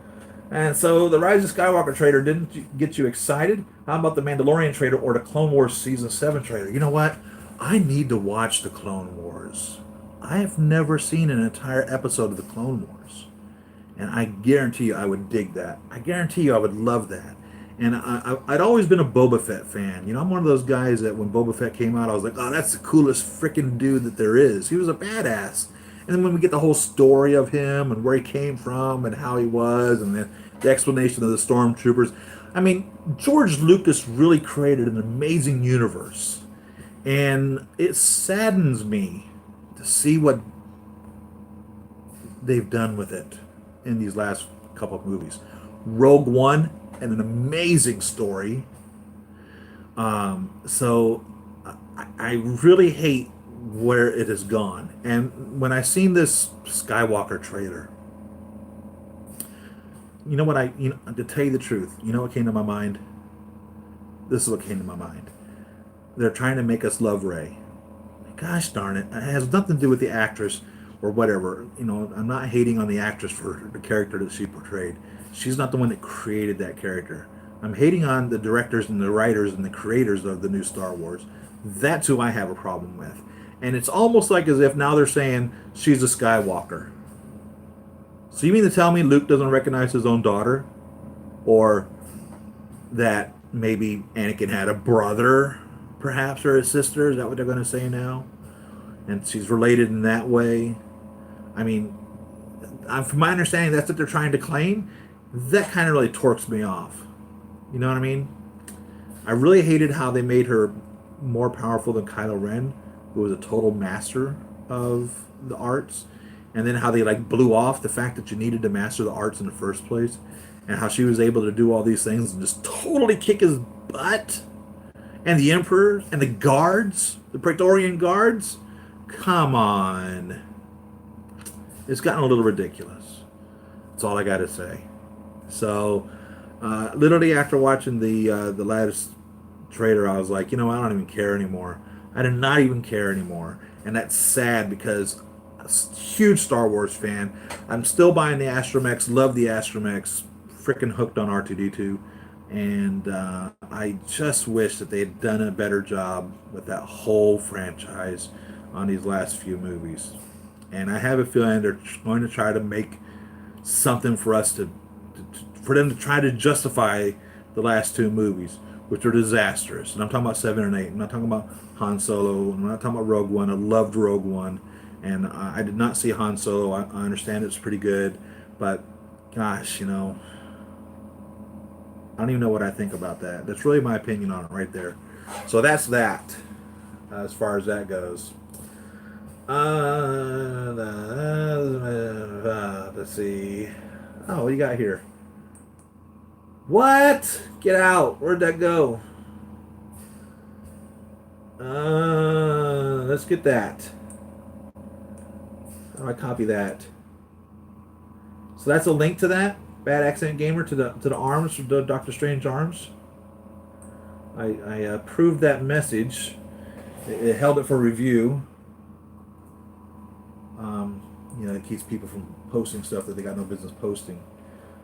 Please no spoilers or leaks. I agree. I want to be blown away. I immerse myself in the movies, and I'm not delusional. I don't. It's not like I think that Peter Parker is a real person. Trust me, even though I know he is. Anyhow, no, I'm not delusional, and but I totally immerse myself in the moment. You know, when I'm in that movie theater, I am hanging out with them more or less. You know, I'm watching a recording of what was really going on. Of course, you know, we all know it's a movie. So, let's have a look at that accessory right there. Thousand Hands accessory. Oh man, sight can't be reached. It's not found. So that must be missing something. What did I not copy over properly? Let's get back to this. What's before the forward slash R forward slash? No spoilers, please. Why Brent spoilers? Why damn you? They didn't see the file. Ah! Brent, I can't read what you got going on, man. No, I can't. I'm sorry. I'm not going to read it. 11 years for this man. The space is held for you. Let's see. Rick, I'm not going to prove that. But I agree with you. I agree with you, Rick. Let's see. No spoilers, please. I want to be surprised if Thor will aim for Thanos' head this time. Yeah! You should have gone for the head. Oh, what a line! Because you're like, oh, yeah, sheesh. You should have done it, Thor. What the hell? Uh, yeah, or his balls. I think that Far From Home takes place in an alternate reality, not the one in game in Iron Man and Captain America, etc. universe that the MCU has taken place for the last 10 years. That's a good theory. Kick Brent out of chat. No, I won't do that. As long as he knows. No more spoilers, Brand. Stop it. Thank you. Sorry, Rick. Brand, you bad guy. Come on. You knew we wanted those spoilers, and you kept talking about them. Why? I don't know. I guess maybe because he was behind on the feed.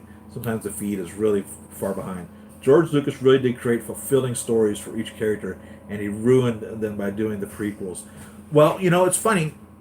Again, I was very much alive. I think I was 12 years old or thereabouts when Star Wars first came out. I think I was 11 years old when Star Wars first came out, and it really was as huge as you can imagine. It was huge, especially for an 11-year-old young man, 11-year-old boy. I was sucking up everything I could on it. I bought every little toy that I could save up money to get. Back then, there was Wonder Bread used to put little Star Wars trading cards inside their bread, so I begged my mom to buy the Wonder Bread just so I could have the Star Wars cards. And every little magazine that was out had something to tell about Star Wars on.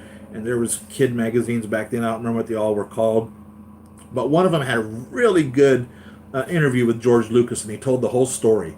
So, and I remember this specifically from when I read this back in 1977 or 78 or whenever it was that I read this. And in it, George Lucas talked about Darth Vader, of how he came about. And in it, this is after the first movie, this is before anything else that came after that. This is before Empire Strikes Back, or definitely way before Return of the Jedi. In it, he said that Darth Vader got to the way that he was. So this is what this interview had said, because Obi-Wan Kenobi and Darth Vader had a duel on the edge of a volcano. So originally that was the story. It was on the edge of a volcano, and Obi-Wan knocked Darth Vader in there. Oh my God, what a reveal at that time. Because we didn't get any of that from Star Wars, which was not called A New Hope when it first came out. It was called Star Wars. It later became A New Hope later on when they redid it. So he also, though, stated that it really was the fourth movie. So it wasn't, there was no number 4 there when it came out. It was called Star Wars. It wasn't Star Wars Chapter 4, A New Hope. It was Star Wars. So he revealed in this same interview that it really was the 4th story, and that there were 3 stories that he had written before that, but he said that he didn't feel there was enough to them to make a movie out of it. So after reading that when I was, 11 years old, and I'm telling you, man, it stuck with me all these years to this day even. when he came out with 1, 2, and 3, I see why he had the problems with it. That's why he chose number 4 in the first place to be where he started the movie, because that's a strong story and believable. And 1, 2, and 3 always seem to be a bit of a muck, especially 1. The prequels, you know, do kind of ruin it, but they also kind of not. And there's so many unanswered questions too.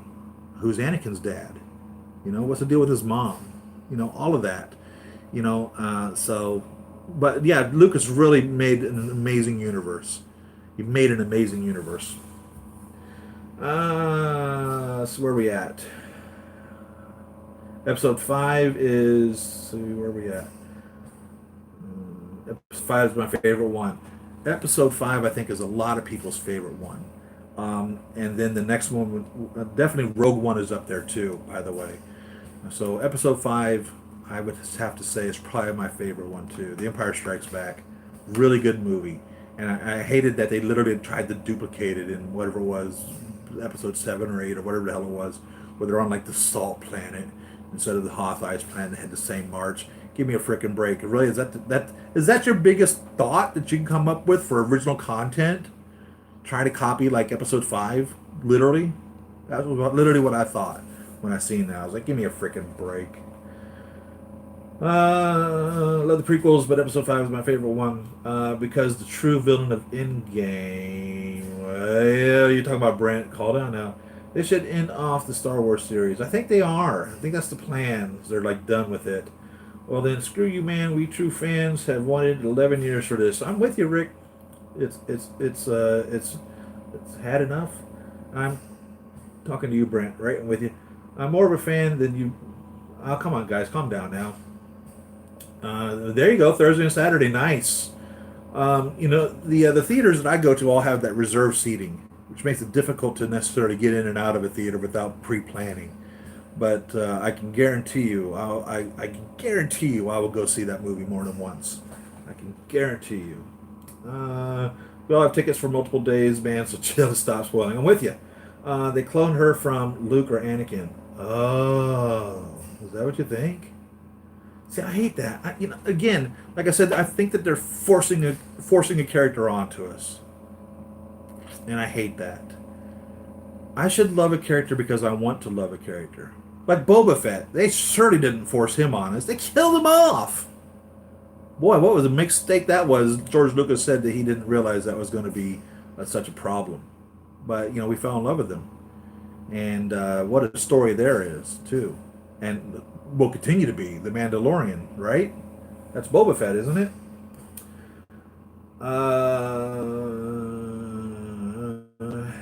Luke could have had a brother who was Rey's father.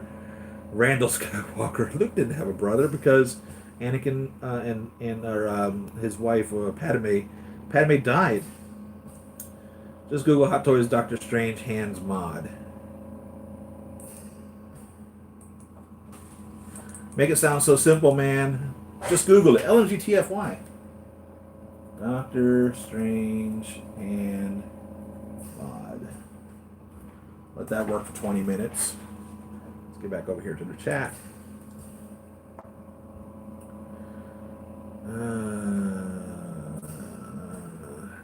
Who do you think will be the next big villain after Thanos? Well, that's always a good question, isn't it? Clone Wars is canon, but Revenge of Sith kind of retcons Ahsoka. You know, some of those characters I really wish they'd made to the big screen. Like I said, I've not watched a single episode of the Clone Wars, but I have a pretty good idea of who everybody is. And I understand there's a really heart-wrenching ending to Anakin's Padawan. So don't tell me about it. I will watch these one of these days. How many seasons are there? Are there 7? Something like that? It's a lot, isn't it? Clone Wars? I hope it's Anakin's clone played by the same actor, but this Anakin likes Dormammu. Really think he's coming back? There's so many different villains out there, aren't there? When you think about it, you know what would be really interesting is if they get the 10 rings worked out properly, because we had the 10 rings. We keep seeing these tattoos. We've seen it in Ant-Man. After Iron Man 3, dude had the 10 rings tattoo. And they really, Ben Kingsley's character, the Mandarin, I really hated how they did that. And then they had that All Hail the King or something like that, little Marvel spin-off 20-minute movie or something, which is cool if you've not seen it. It takes place after Iron Man 3, and it kind of implies that there really is a Kingpin out there, because I'm not going to ruin it for you, but if you haven't seen it, check it out. You can find it. I think it's called All Hail the King or something like that. Google it, and you'll find it. Speaking of Google it, let's go back here and see if it's Doctor Strange hands. Doctor Strange Sorcerer's Supreme mode. Is that it? No, that's GTA 5 mods. That's all GTA 5, man. Spell skins, Skyrim mods. I have Agamotto. I'm not seeing it on Google, man. Doctor Strange hand mod. See, the mod comes up as for video games. We're talking about Star Wars. We're going back and forth in between Star Wars and Marvel. We keep going back and forth. I don't like the new Star Wars. Who do you think? Why do you think that? Why do I think that? What? That's okay, Zach. At least we all like Marvel. Yeah, I can definitely say I think we're all Marvel fans. No doubt about it. Siri, choose one to have: lightsaber or Cap's shield. Oh. Wow. Captain America's shield made of vibranium and is an immovable object. It absorbs whatever impact is onto it. And we learned this, obviously, from the moment that Thor's hammer comes on it, which has the density of a star.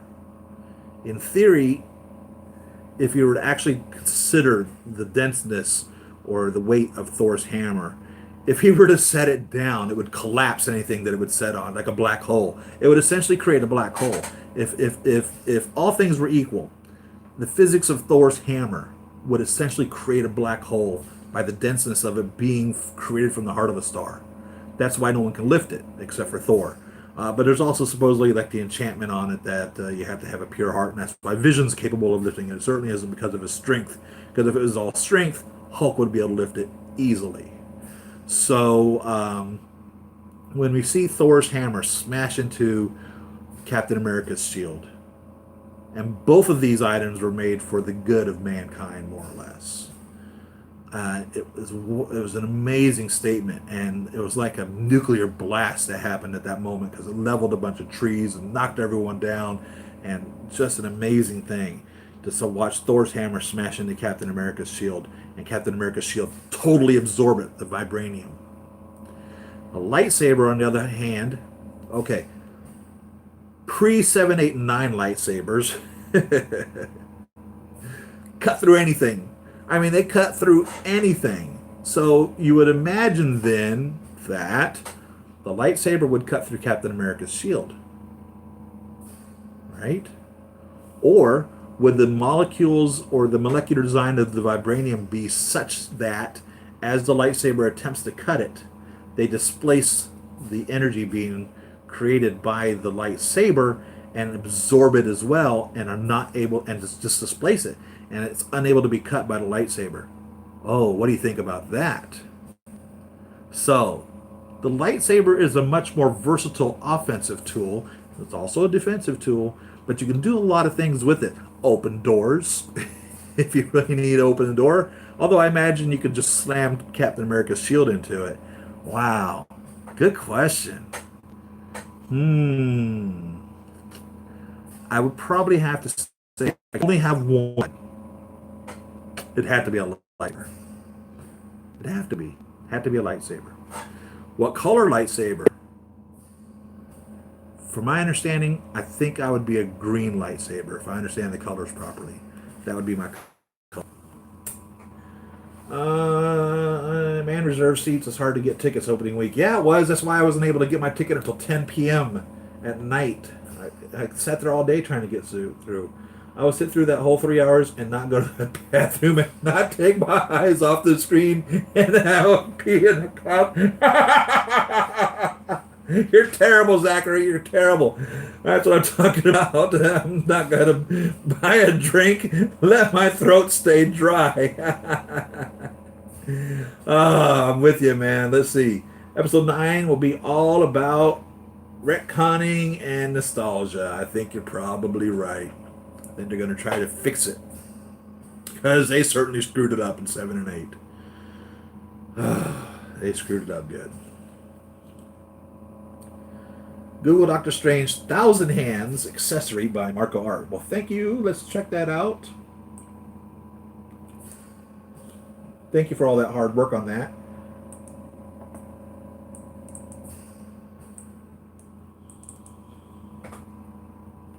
Oh, come on, my stupid computer. I hate this computer. I do. I hate it. I hate it. I hate it. You are evil. Oh, come on.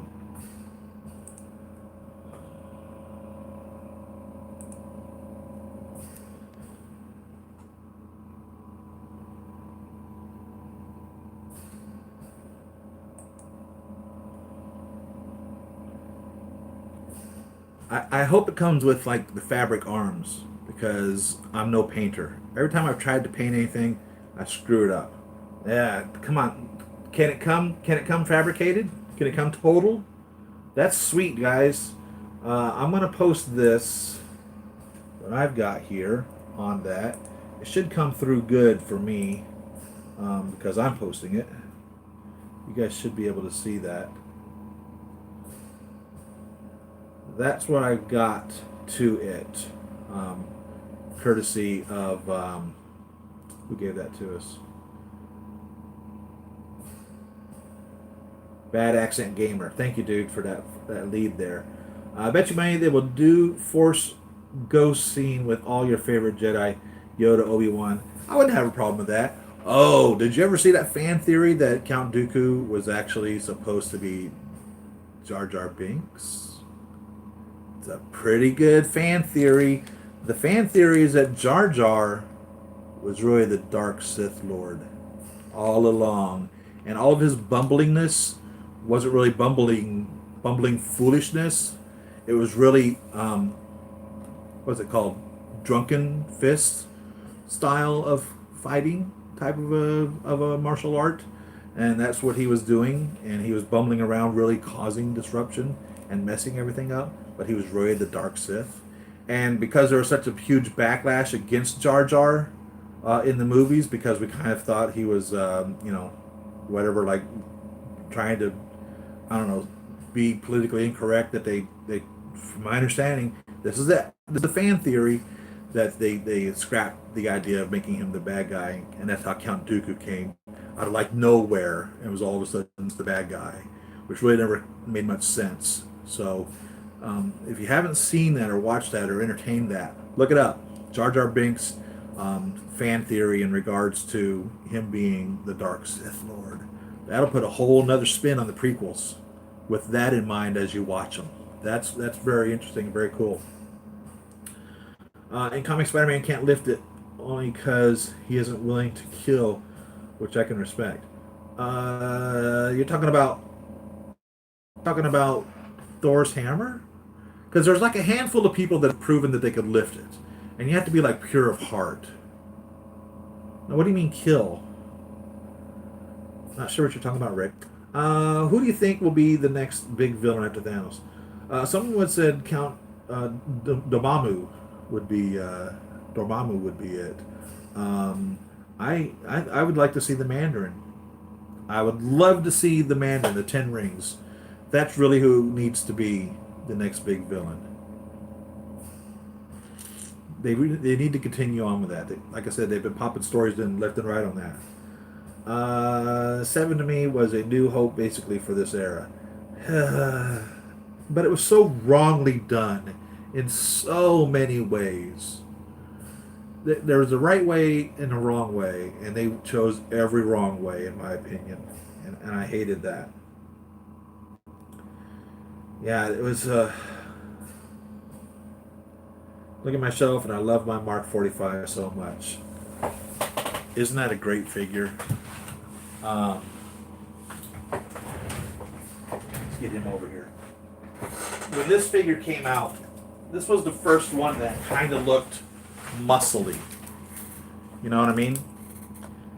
It's the closest thing we had to the the comic extremis armor in that regards, as the bleeding edge, more or less, is what it appears to be, as it's such a form-fitting and just right down to his body in that regards, compared to, the Mark 7, which still has the angularness and attachments to it, where this just seems so fluid. And they continued this same style as they progressed from here, to 45 to the 46, to 47, the 50. I would be happy to have a full-on explanation of the 48 and 49.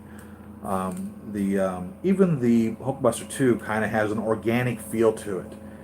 That's what I like about this. Just as you were talking about it being one of your favorite suits. Even the flaps on the back integrate totally into the piece here, and which continues on with the fluidness of it. I can't remember how to pop these open now. Here we go.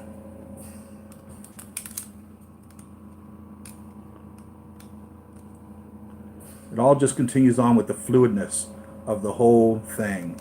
You know what I mean? And I'm really digging this, and all of them. And I think it, however, I don't believe it was the 45 that has the lights throughout it. Was it the 45 that has all the lights? Or was the 46 the first one that is full of all the little lights? Help me out, guys. Remind me. Because that is even better with all the lights in it. And like I said, I don't remember whether the 45 has it or if the 46 is the first one that has all the lights. I think it's the 46, isn't it? Is that the one with all the lights? Yes, Jar Jar was supposed to be the strongest Sith, Darth Jar Jar. That is so funny saying that. But the Mandarin was just an old dude in Iron Man 3. Yeah. They did a good job with us thinking that Ben Kingsley was it. And like I said, if you haven't seen that little Marvel spin-off movie-ette or featurette or whatever they call it, and I'm pretty sure it's called All Hail the King or something to that effect, search it and watch it. It shows the Mandarin, Ben Kingsley's character, whatever he was called, I forget the name he professed to be in jail. You get a following up of Hammer. He's in jail. So it takes place in jail, and so after the events of Iron Man 3. And they preclude to maybe hinting around that there's more to the story that hasn't been told yet. And then, like I said, when we see it, and we definitely see it in Ant-Man, and I think there was a Captain America movie as well that had another reference to the Ten Rings. And this is after Iron Man 3. So they're there. And the Ten Rings was a huge bad guy in the Iron Man comics, from my understanding, just like Roxxon Oil Company was in the Iron Man comics. So I would like to see it get a little more grounded instead of it just continually being a super villain or an alien villain or something to that effect. You know what I mean? We still have Ronan out there. We don't know what the hell happened to him, because all of a sudden he's got the stone from it, and there's like no explanation to it. Thanos has Ronan's stone. We don't see how he took it from him. We got that whole thing going on too. And Adam Warlock, there's a whole other story there that'll probably be part of that. They kind of touched on it in Guardians. So there's a lot going on that they're touching on that they haven't pulled into fruition. You know what I mean? So, and I'd really like to see the television series just get moved into the movies. The Defenders, for instance, Daredevil. He really needs to be part of the Marvel Cinematic Universe. They go the other direction. So, like Phil Coulson and Nick Fury are in the television universe, but they haven't brought those other characters into the cinematic universe. And I'd like to see that. I'd like to see a combining of all of that. So that would be nice.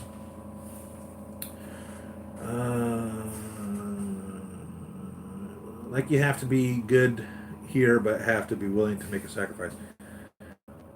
Oh, good heart. I mean. Oh, you're talking about Thor's hammer? You have to be willing to make a sacrifice in order to wield Thor's hammer. I didn't know that. Star Wars is not supposed to be sad and serious. Geez, Return of the Jedi had Muppets in it fighting stormtroopers in Endor. Okay, so that was because of the limitations on creativity at that point. They had to use the Muppets in order to be able to do what they were. They weren't doing that to be funny or to make it like a joke. It was never. It was never meant to be like a spoof or a joke of anything. It was supposed to be a serious love story with the power of the Force, which is always a huge discussion as to what the Force is. How is the Force controlled? Where was it created from? And then I forget which movie it was, the prequel movie number 1, where they've ruined it for everybody and told us it had to be based off your mitochondria or something, which really geeked it all up. But no, it was never a joke. So that's one thing that kind of bothers me when they go back and they make these movie versions or these remakes of these television shows from, for instance, the 60s or the 70s. And because when you're watching these shows or these movies with today's mindset, okay, you're able to, when we go back and look at these older movies, we're looking at when film technology wasn't to the point that it is today. Graphics wasn't available in those things. There were certain limitations. For instance, the whole purpose that the original series of Star Trek, they created the transporter, was because the cost involved of flying a ship onto the ground more or less and displaying that. They didn't have the money when they're making the show to be able to show them flying down to a planet and landing there and getting off of a shuttlecraft originally. So to combat that and to save some money, they created the transporters. And so that's the way it is with a lot of things, and that's why when George went back and started changing things, he made a lot of changes and took out some of the puppets and CGI'd Yoda and just made a lot of changes. But it was never supposed to be a joke. It was always supposed to be a true, a space opera, more or less. So if you've ever seen an opera, then maybe that will help you understand what I'm trying to say. So I disagree with you there. You can't say because there were Muppets in it was a joke. No, it was supposed to be very serious. So I disagree with you. And no face M. Doctor Doom is my favorite. Oh, Doctor Doom. Even Darth Vader was based off of him. That's possible. That's totally possible, and because it's especially in the Marvel Cinematic Universe. There's so many characters that are copied straight out of DC, and there's a lot of times when I'm reading a story or watching a movie, and it will remind me of another book that I read. For instance, I could truthfully say, in my opinion, that Star Wars and Star Trek was greatly influenced by the books on the help me out here, John Carter of Mars. If you've read those books, and these were written, a long time ago, I guarantee you, Star Trek and Star Wars, I think, were greatly influenced by those books. So even still, there really is no original thought in any of that, to tell you the truth. And that's my opinion. But I respect each of these as original creations. But I really believe they were greatly influenced by the Of Mars series, if you've read those books. Tony's briefcase from Iron Man 2 was sick. They should have made an unfolding figure out of that. I've got on order the expanded suitcase. I think it's made by ZC Toys that I've made, and I've actually prepaid for that one in full, and it's kind of like exploded out and ready for him to stick his hands in to put it on. And so yeah, that's going to be cool. Sam Kwok, by the way, KWOK, is an unbelievable customizer of Hot Toys figures. Research him, and you'll see some of the most amazing customizations of Hot Toys figures in the world. Check him out. is out of Hong Kong. I really want to be. I really want the Hulkbuster. It looks so cool. I love my Hulkbuster, and of course they re-released it again with the hands and the arm that should have been in it in the first place. But he's an absolute beast. Somebody asked a question the other day, what was the heaviest Hot Toys figure? And I would say probably the Hulkbuster.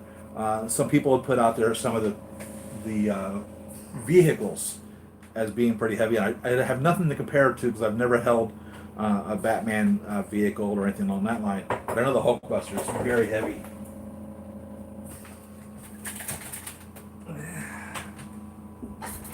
And I love him. He's an amazing piece. Ugh.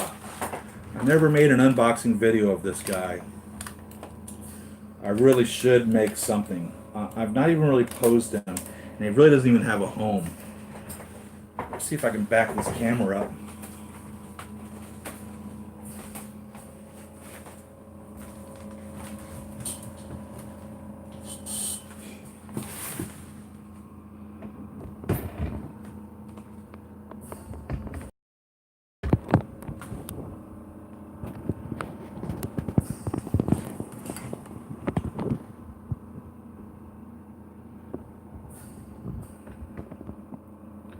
There you go, guys. The Hulkbuster in all of his glory. What a beast. What an amazing piece. Oh, when did this first get announced? I think it was March of 2015. And that's when I prepaid for it. And it finally came to us last year. So 3 years we waited for this guy, and boy was he worth it. And he's not die cast. He's 100% regular Iron Man plastic figure. I don't remember whether or not they said they'd put some die cast joints in there. I may be wrong, but from my understanding, he's not die cast at all. There's nothing in here that's metal. And what an amazing piece. And he's available for sale now. Again, because they made the arms. So for those of us, like myself, who already bought him for $1,000 and wanted to just add the arm, you can buy just the arm and add that on there. And then for those of you that want an additional Hulkbuster, because you can pose him fighting Hulk, or you can pose him just standing around not doing anything, then you can buy just the Hulkbuster, which comes with the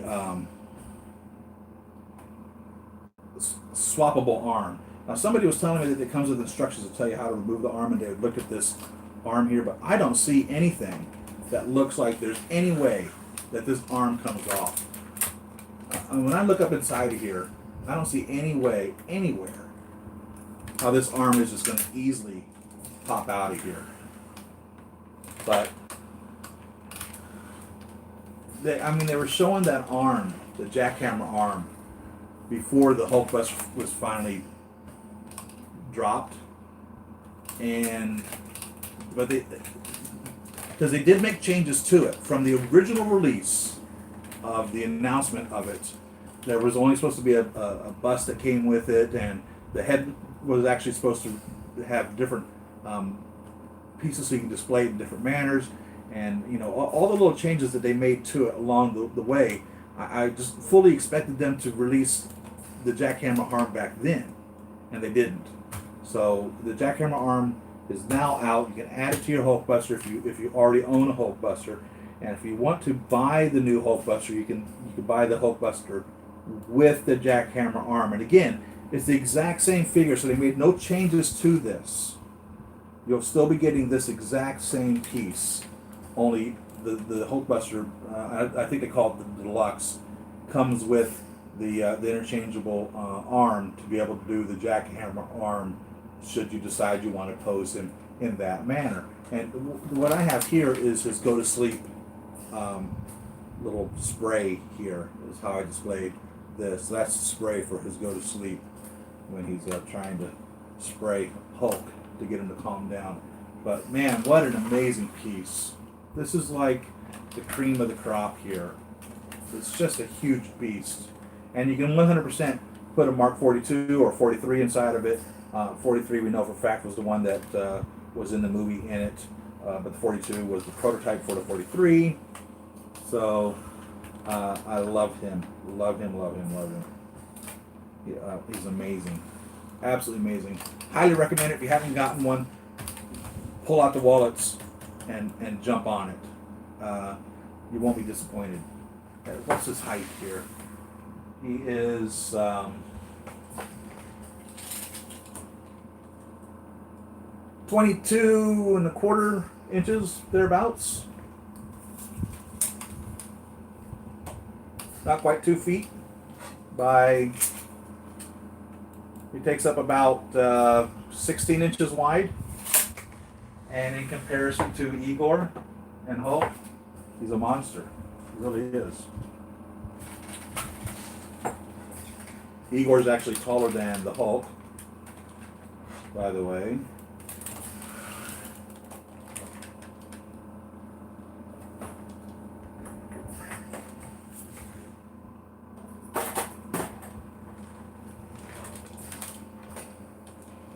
Hopefully y'all can see that.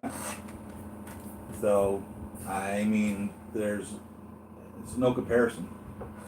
And here's the Mark 45. So, there you go. That's the sizes of them right there.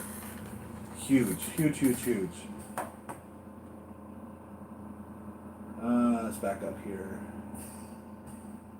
If you had to guess, as of right now, what would you want to see for the next Toy Fair Hot Toys? Any of the Iron Man Hall of Armor? You know, I'm not really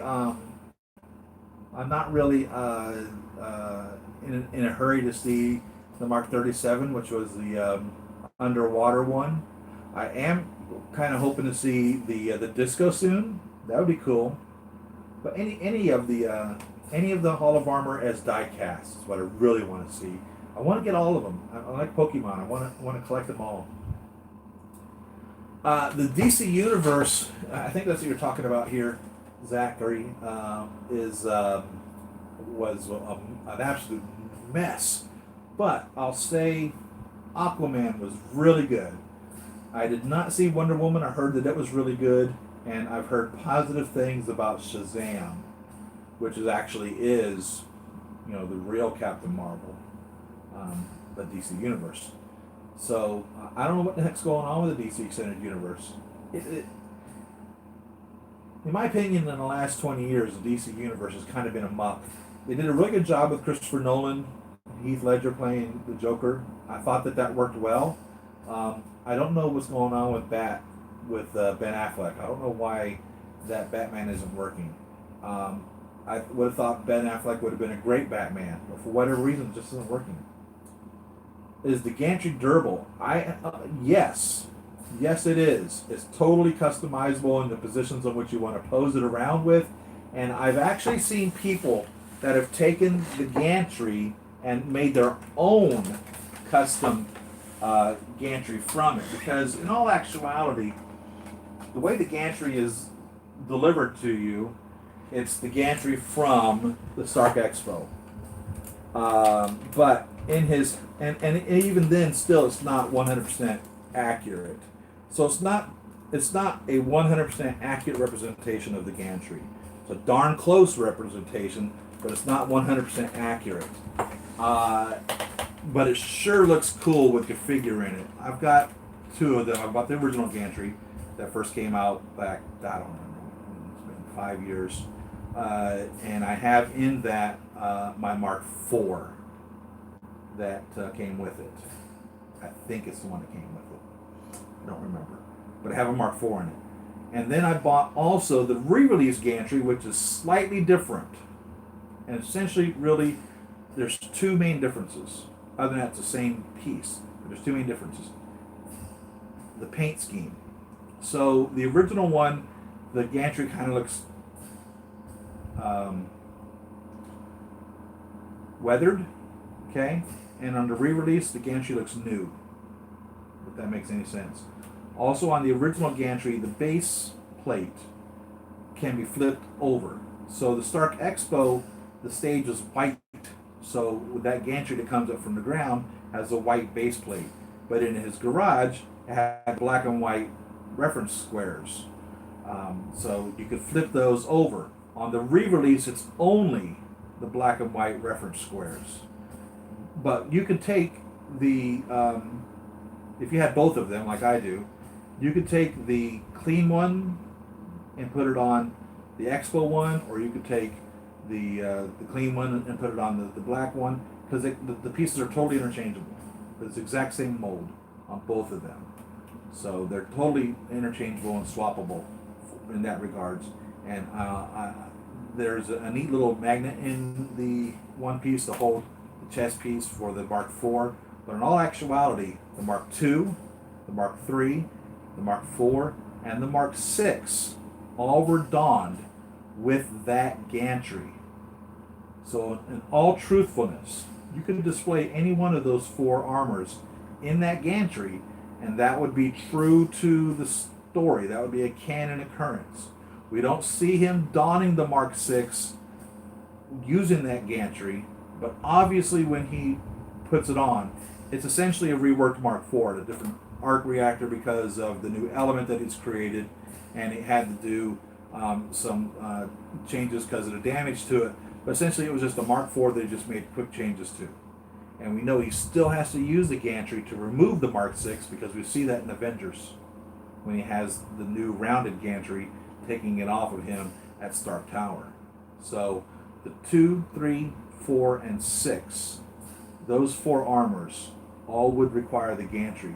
So you could display any one of those in the gantry and you would be fine. So I've got my Mark IV in Stark Expo style, and I have the Mark II Armor Unleashed in my other gantry, and that's the one that has like all the inside guts to the Iron Man.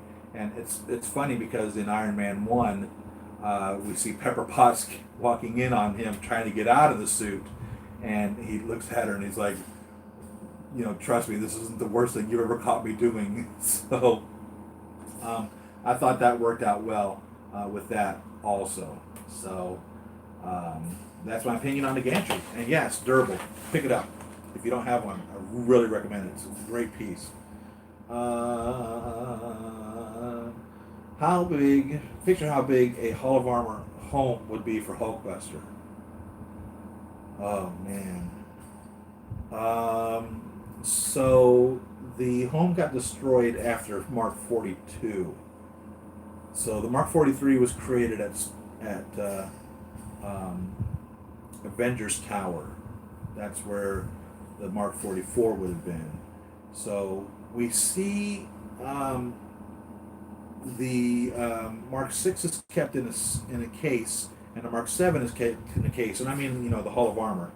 So we've seen it in Iron Man 3 with all these guys. So you would believe still that he would have these in that. So yeah, this thing would be immense. One of the things someone asked one time, and I don't remember who it was, do I think Igor was a suit or a robot? And that's a really good question. And I've touched on this before. I had never thought about that until that question was posed. One of the things when Hulkbuster was announced, everyone was saying that there was no way that a suit could fit in that. And of course that's been proven wrong, because a suit obviously fits in it. But in order for this guy to fit in here, the only way I can see this happening is, and that's with, for instance, possibly, why this chest is such a size that it is. Okay? Let's get this arm out of the way. This chest, as big as it is, all right? And Tony Stark is supposed to be 6 feet tall. Now, we know Robert Downey Jr. is not 6 feet tall. But Tony Stark is supposed to be 6 feet tall. But we imagine then if Tony were to sit in this Igor in this type of a manner, something to, this effect, where he's, operating it in a seated position. I believe it's possible for it to be a suit if he rode an Igor like this, but he certainly didn't ride in it standing through the legs and such. If he rode an Igor at all, in my opinion, he would be riding in this chest cavity only and in a seated position. Or Igor was made from the beginning as a robot. And I don't know exactly what the true answer is to that. You know what I mean? It could be either or. Obviously, he had autonomous control over the suits from Mark 8 on, because Jarvis called them to his defense at the end of Iron Man 3. So that, in a sense, would make him a robot controlled by Jarvis. So it could be either way. It could be an Iron Man suit that he wore, or it could have been designed from the ground up as a robot only. But it's a good question. And it's one I don't have a real answer to, but that's my opinion on how that works. Yeah, I'm with you, man. Since it's plastic, I'm scared when I get mine next year, it'll do the pink panty thing. Now, so the pink panties, I think, is done. It's only in the process of the way they did the older suits, because I don't think of one suit cast Mark 7 that suffered from it. Matter of fact, I don't think the Mark 7 suffered from it.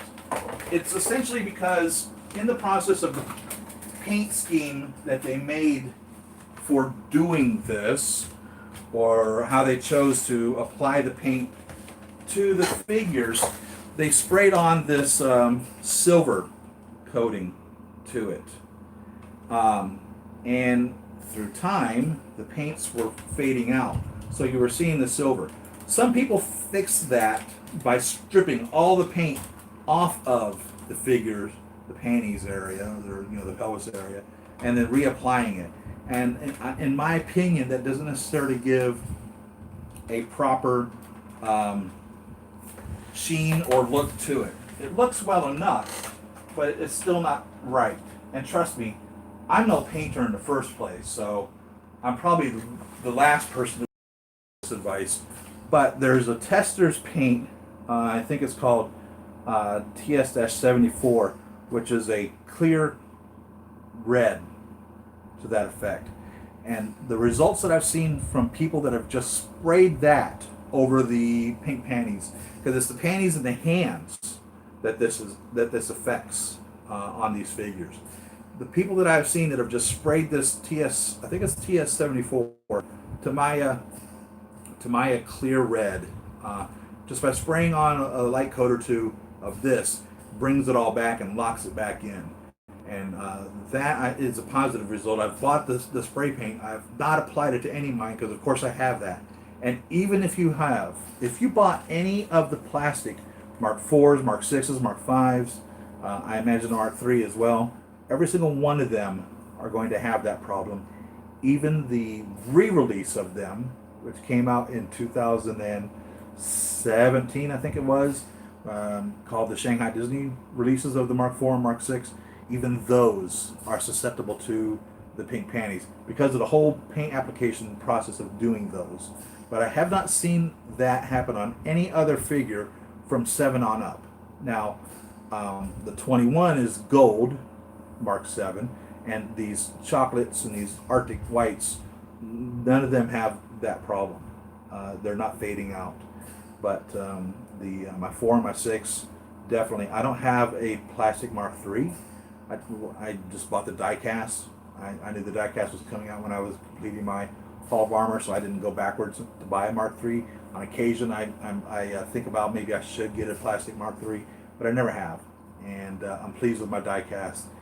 And I hope that they remake the Mark 3, because now that they've remade the other figures, and the Mark 3 was one of the original die cast figures, it doesn't appear to be true to scale. Because that was one of the things that they did, was they fixed the scales on them. For instance, Mark 5. I'm bringing the camera forward again. This is the Mark 5 die cast. An amazing piece, if you guys have gotten a hold of this. congratulations. If you didn't, you really need one of these. And this is the original Mark V pre-die cast. And there is a huge size difference between these two guys. Huge. Huge. And it was in the process of them fixing the sizes that this was created. Let me move this camera up here again so you guys can really see this.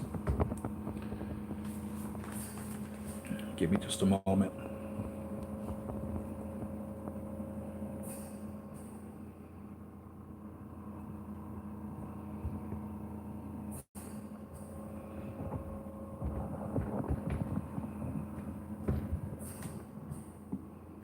And we have the same thing with the Mark IV versus the die-cast, only not as exaggerated.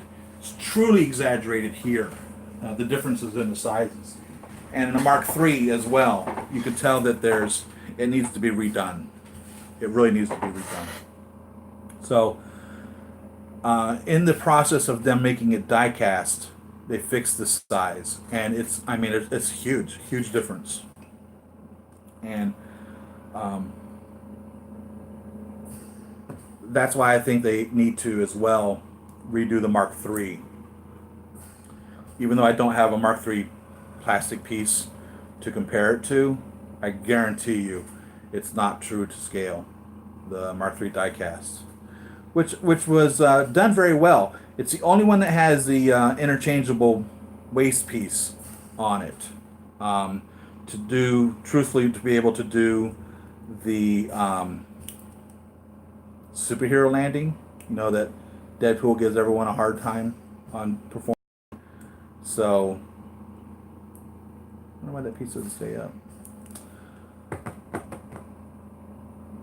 But yeah, this gives you an example. And so I have 2 of these Mark V's, and he's got the pink panties. Both of them do. It just happens to these. It's because it's a different material. It's like a rubber or PVC material, and the way that they applied the paint, it just fades out. So look into the Tamiya clear red. I'm pretty sure it's TS75. I think that's what comes to my mind. And this die-cast Mark V. Oh my God. Oh my God. That's all I can say. Totally an amazing piece. Amazing. Absolutely amazing piece. No head sculpt still though. So I made this head sculpt. That's one of my custom jobs. Right there. That head sculpt. And the faceplate will close down over that, which I felt was important to do when I customized that. But I mean, I'm not having the faceplate down on it. If I want to display it with the faceplate down, I'll just put the original head on it. I wanted to see his head in there, so that's why it stays up like that. And I made a handful of these for different suits. So my Python has one, and I don't remember who all I made it for.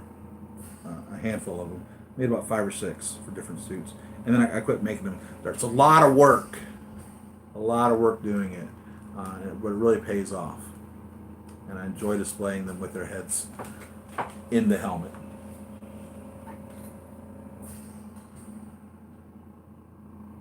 So where are we at here? The size of a small fridge. Yeah, no doubt, definitely. It would cost $2,000. Seriously though, that is bigger than I thought. It's huge.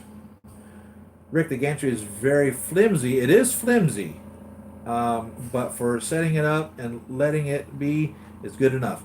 You're absolutely true, Bad Exit Gamer. It is flimsy. If you bump the shelf, it wiggles. That's true. But it's durable. I mean, the poses that I've angled them into to put my figures in there, they're still there. The poses are still there. So I would call that durable. Let's bring this camera back up here again. Put it up on the face so you can see me talking to you guys. How's that? I have them in the other room. I've done room tours before. I need to do a 4K room tour. I've got the camera, I just haven't got around to it. And I need to dust all my figures and do a 4K room tour. But I have both gantries side by side on a shelf, one with the Mark IV and one with the Mark II in it.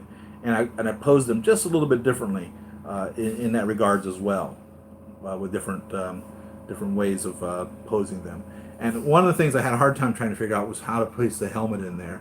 And I finally seen an image done by somebody that showed what I believe is supposed to be the proper way of placing the helmet in there. And so now I have it posed in that manner, and the helmet fits a lot nicer. That was the hardest thing, was to get the helmet to fit in the little helmet section that they made. So again, it's not necessarily canon in regards to how it's all designed and set up, but it's a good representation enough so that you know what it is you're looking at in that regards. And it's what Marvel authorized. It's what they signed off on and said, go ahead and build that. And if I remember correctly, I think, didn't King Arts make one as well in the 1:9 scale?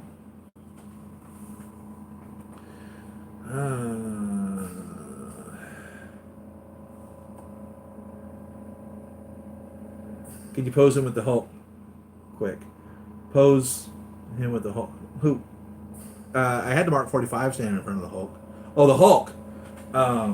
Well, Hulk is smaller than Igor. I got my Hulk in there on my Avengers shelf. I'm not going to take him down because it's difficult to get him out. But Thor Ragnarok Hulk is the same size as Avengers Age of Ultron Hulk. So I'll put him here. Let's get these guys back to their shelf.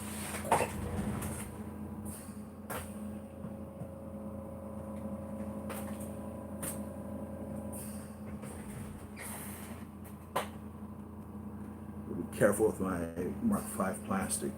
Even though the die-cast is a much better figure, I still love this original release Mark V. It's still a no-joke figure, and if you can pick one up, I recommend it. I think there's going to be people that are going to regret getting rid of it when the Mark V diecast came out, if they replaced it with the Mark V diecast, because there's still some pieces on this that aren't necessarily done with the Mark V. And it's just a new representation of it. I have a feeling it's going to be one of those unsung heroes or something to that effect, where later on, when we become millionaires from our Hot Toys collections, they're going to be like, Antiques Roadshow or something, in the year 2060 or something. And they'll be like, oh, yes, this is the Mark V diecast. Now, if you happen to have had the original Mark V, oh, it'd be worth $10,000. But because you have the diecast, it's only worth $5,000. I have a feeling something like that's going to come about. So here's Hulk, and he's the same size. Both Hulks are the same size. So actually, in all actuality, to tell you the truth, this guy is about that much taller because he has sandals. But it's the same Hulk. They just painted him. Different head. So here he is next to Tony. I'll get the Hulkbuster down and show you him standing next to him. So we'll start with this. If you can see that. I don't know if I need to back the camera up again. Probably do. Probably should. Let me do that now.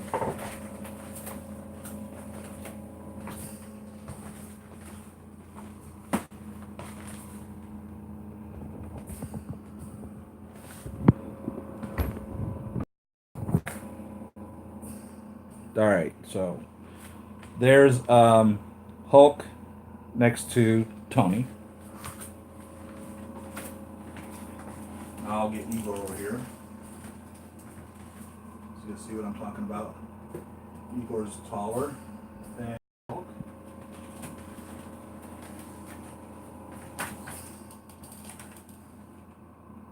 So without the helmet, Igor's taller than Hulk by like half of an inch. And remember, this guy has his sandals on. So So Igor's just a little bit taller than Hulk. And then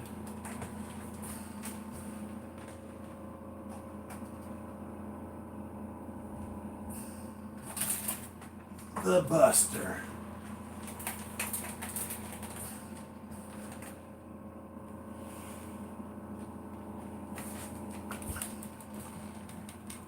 The full-on beast mode.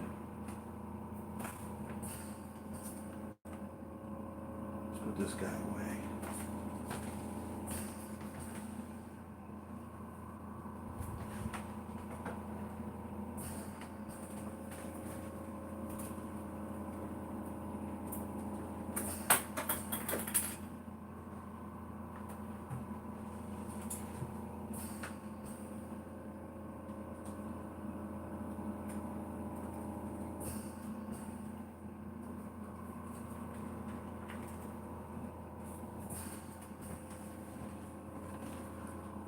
Here you can see his arm down just a little bit here.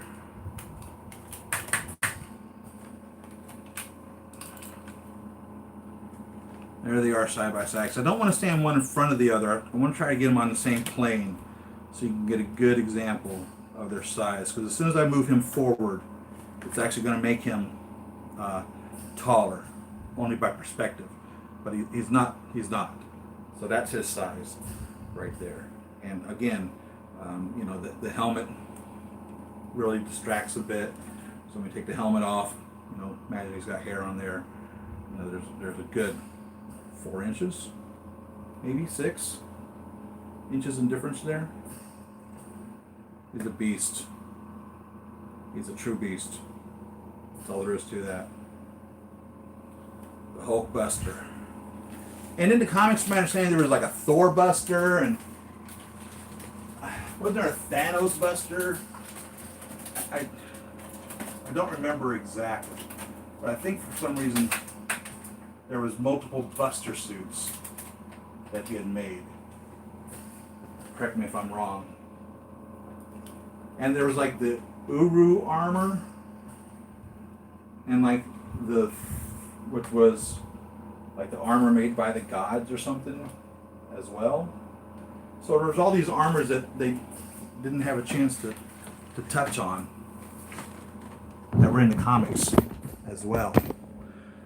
They definitely seem to be staying with this nanotech, which is fine. It gets the job done. It does it all. It makes anything and everything.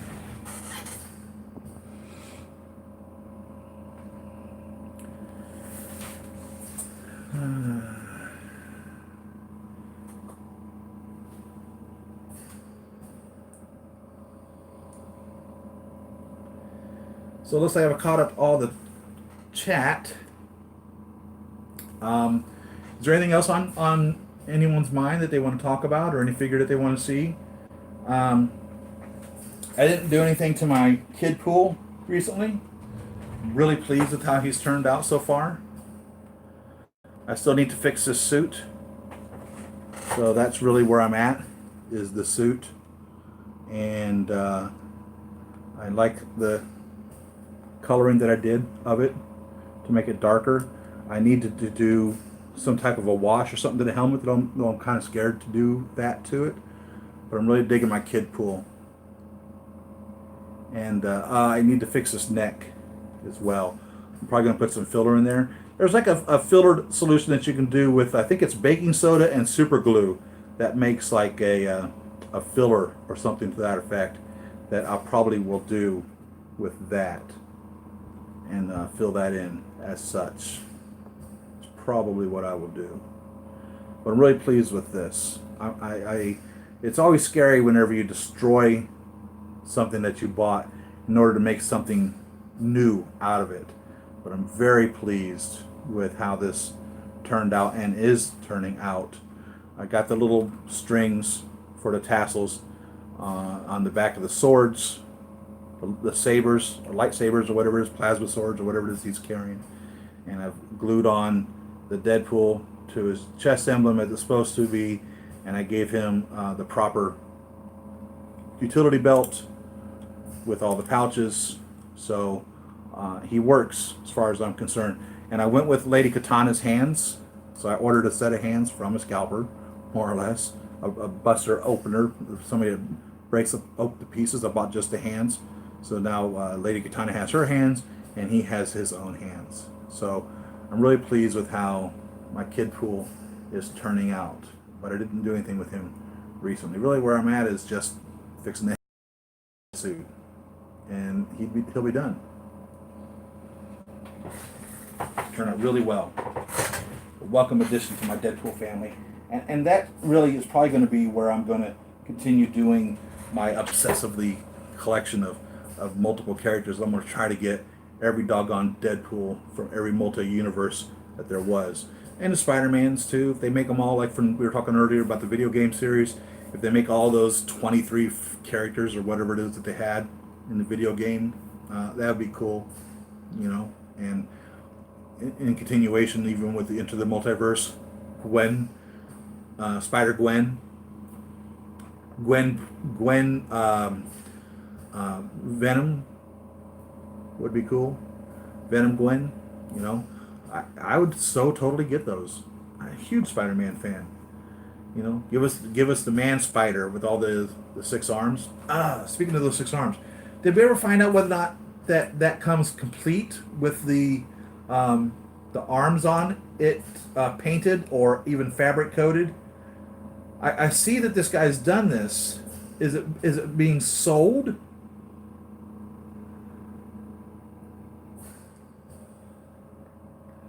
So I saw the white cast, though. I have a feeling someone will make an upgraded version with the real cloth soon. That's what I need. And there's no way in all get out am I going to be able to paint that to that degree. And oh my God, to get the cloth on there, what would I have to buy? I'd have to buy one, two, three, four, five, six, seven Doctor Strange arms. One, two, three, four, five, six, seven. I'd have to buy seven Doctor Stranges just to get the cloth arms. What was $1,400? $2,000 to do that? Oh man. But oh, it sure is cool. Man, oh man, oh man. Yeah, I so need that. I so definitely need that. For fact. I would like to see interchange my hands on that. So we're looking at that reddit.com action figures comments Doctor Strange Thousand Hands accessory by Marco Art. It's on the Reddit page, and it's beautiful.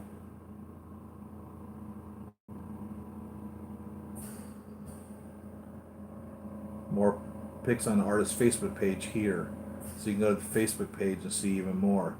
But no, I would like to have one completed, to tell you the truth. Go see Shazam. Oh, I'm going to, man. Yeah.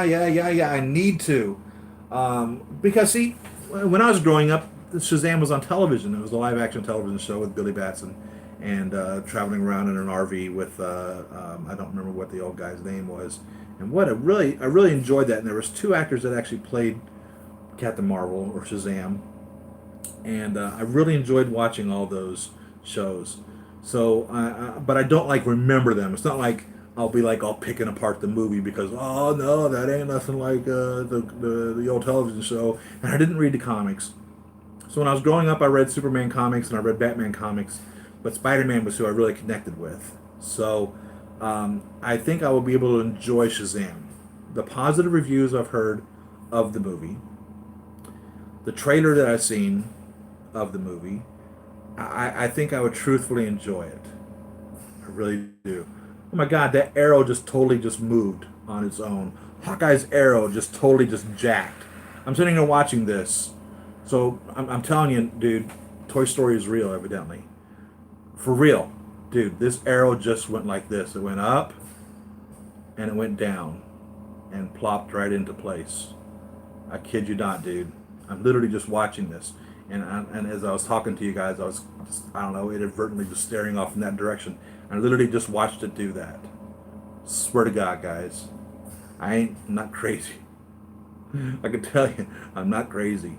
And it just totally moved on its own. Creepy. Hawkeye cut it out, man. No shooting that arrow.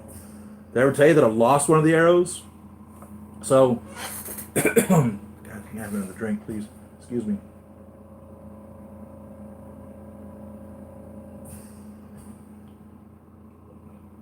I had him pose in the other room back when my collection was in that room, the computer room. And I had him pose with an arrow up as such.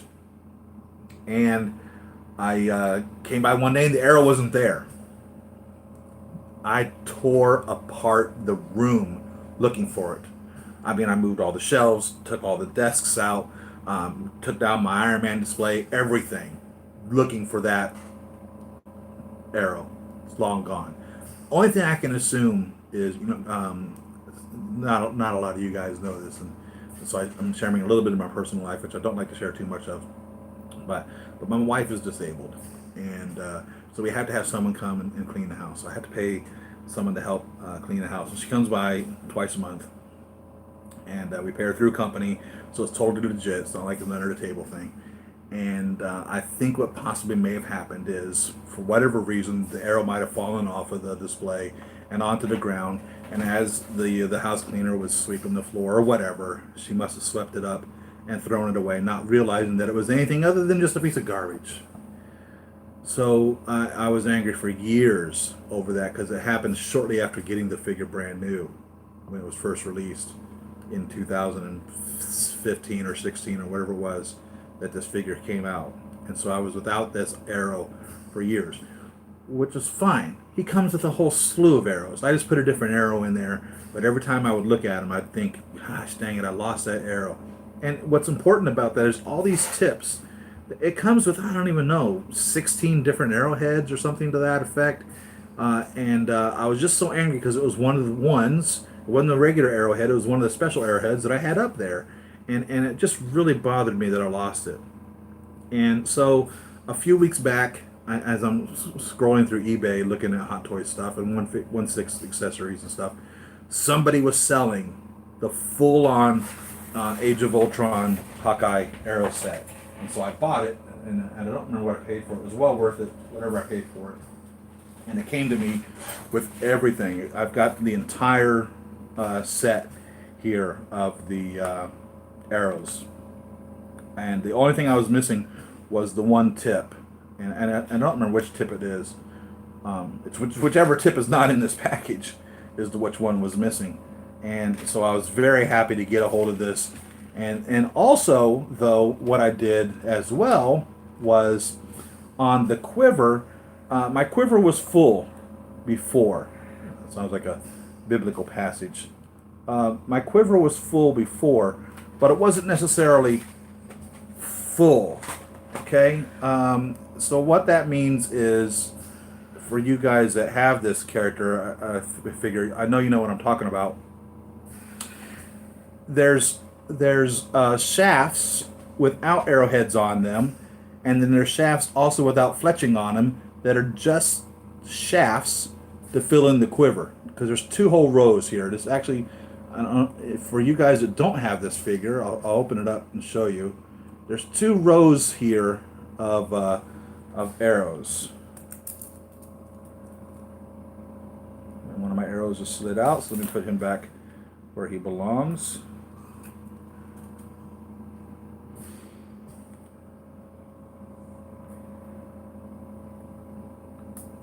And so on these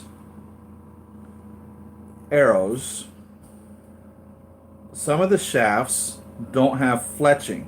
And there's no way of getting fletching on them in here because of the space requirements or the constraints that you're put on by the size of this quiver.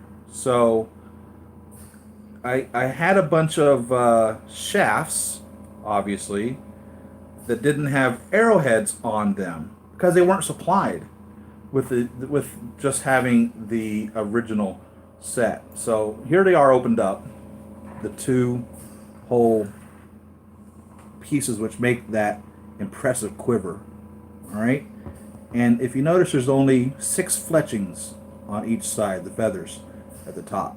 But there's a total of 5 shafts per side. So you have 10, 20 shafts, total shafts, with 12 fletchings.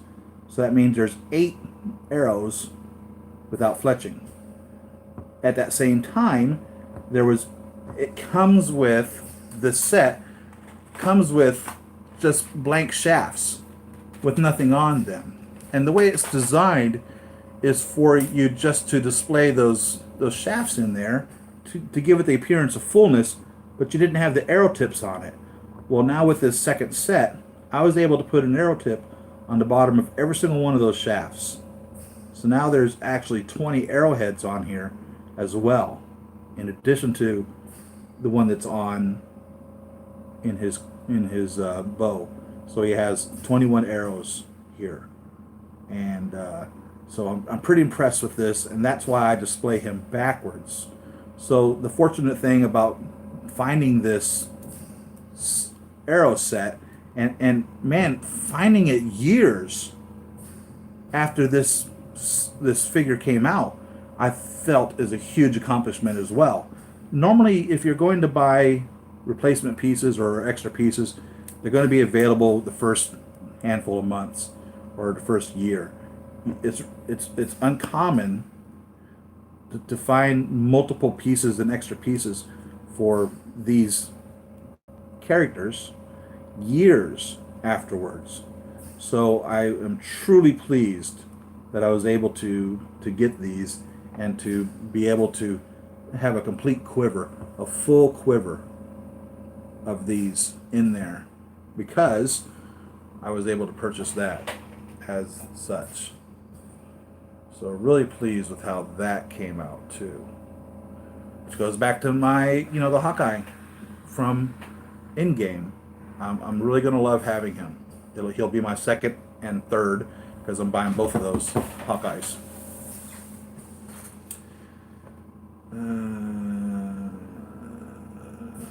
Let's back us up here a little bit. I think I will. I think I will love Shazam also. The truth is, I am Iron Man. Oh, man. That says everything, doesn't it? I like hanging out here Saturday morning. I'm glad to have you, Rick. Can you do a no-spoiler review of Endgame? Would love to hear your thoughts after seeing movie. I will definitely do that. I did that with Venom, and I did that with Captain Marvel. And the reason I did that with those two movies specifically was because I felt that both of those movies were getting a bad rap.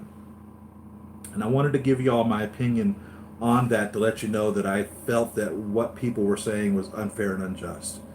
And also to let you know that on Captain Marvel, I was to reassure you that the fears that I had were not manifest in the movie, because I had expressed some fears that I had with Captain Marvel before the movie had come out, but then once I seen it, those fears were not manifested. I was very pleased with Captain Marvel. I wasn't very pleased. I was pleased with Captain Marvel, and I was pleased with Venom, and so I gave my reviews on that as such. So it really wasn't really necessarily a review like a true reviewer movie review is done, which coincidentally, from the years 1992 until 2010, I used to review movies.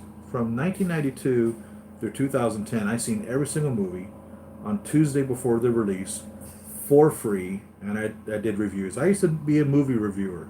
I did it for, almost 20 years. And I quit doing it around 2010. Actually, the reason I quit doing it in 2010 was because I moved, and I was unable to reconnect with the industry in regards to being able to get in to see the movies on Tuesday before the movies, and I just didn't feel like continuing to do it. But I seen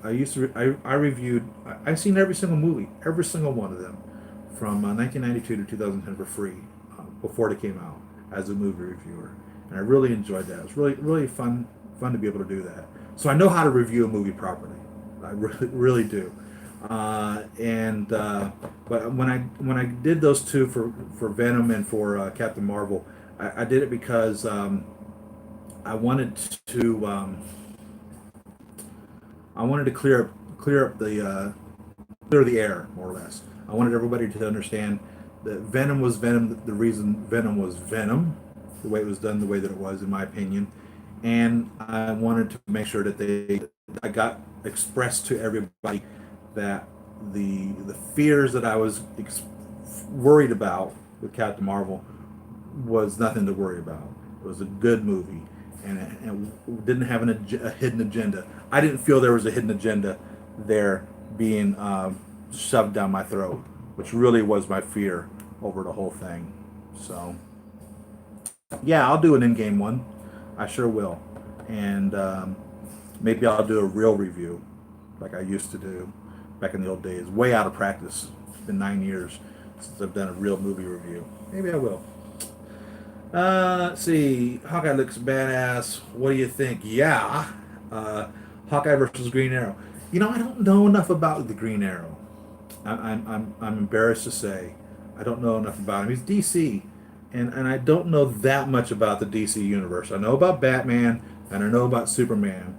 I know that Deathstroke came before Deadpool, and Deadpool is like a copy of Deathstroke, only not. Kind of a tongue-in-cheek thing that went beyond tongue-in-cheek into a serious character. That, well, how serious really is Deadpool? That I may be giving Deadpool too much credit by saying he's a serious character. And I've seen a really cool versus video, or maybe I don't remember if it was a video or not. But it was Deadpool versus Deathstroke in regards to who would win. And I'll give you a spoiler right now. So if you don't want to know what the spoiler is, close your ears. But in this portrayal of Deadpool versus Deathstroke, they gave the win to Deadpool. Only because Deadpool has a higher healing factor. I mean, you could literally cut off Deadpool's head and he'll grow a new body. So Deathstroke doesn't have that healing factor. So that's why they gave it to Deadpool. So, but it's pretty cool. Check out the video of them fighting. It's really fun. Running out of space, not from figures, but from the boxes. Yeah, that's what I was saying, dude.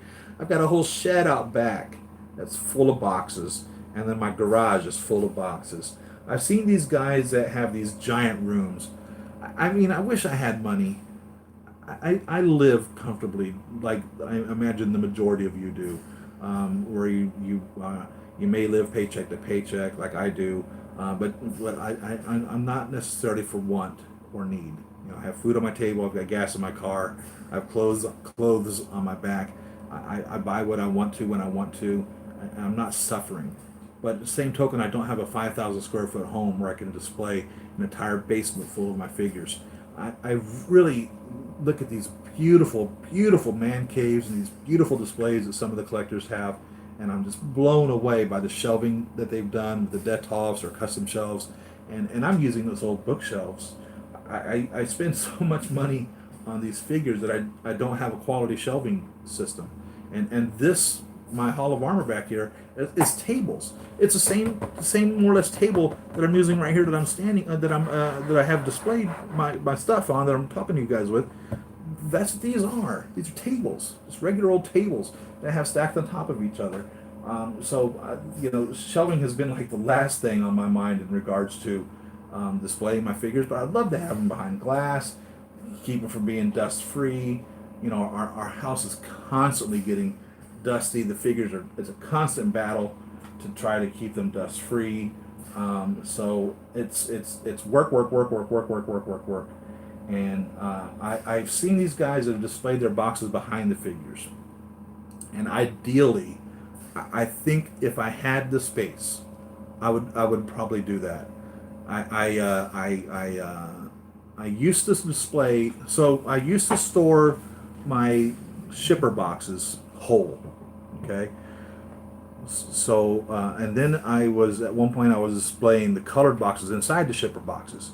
So then what I decided to do was to take the color boxes out, you know, the figure boxes, and store them in the garage whole. And then I've sliced the bottom of the shipper boxes and fold them flat. and I have them in order of MMS number. So MMS 300, 301, 302, 303, and the regular display boxes, there is no order. They're just stored wherever I can get them in the garage.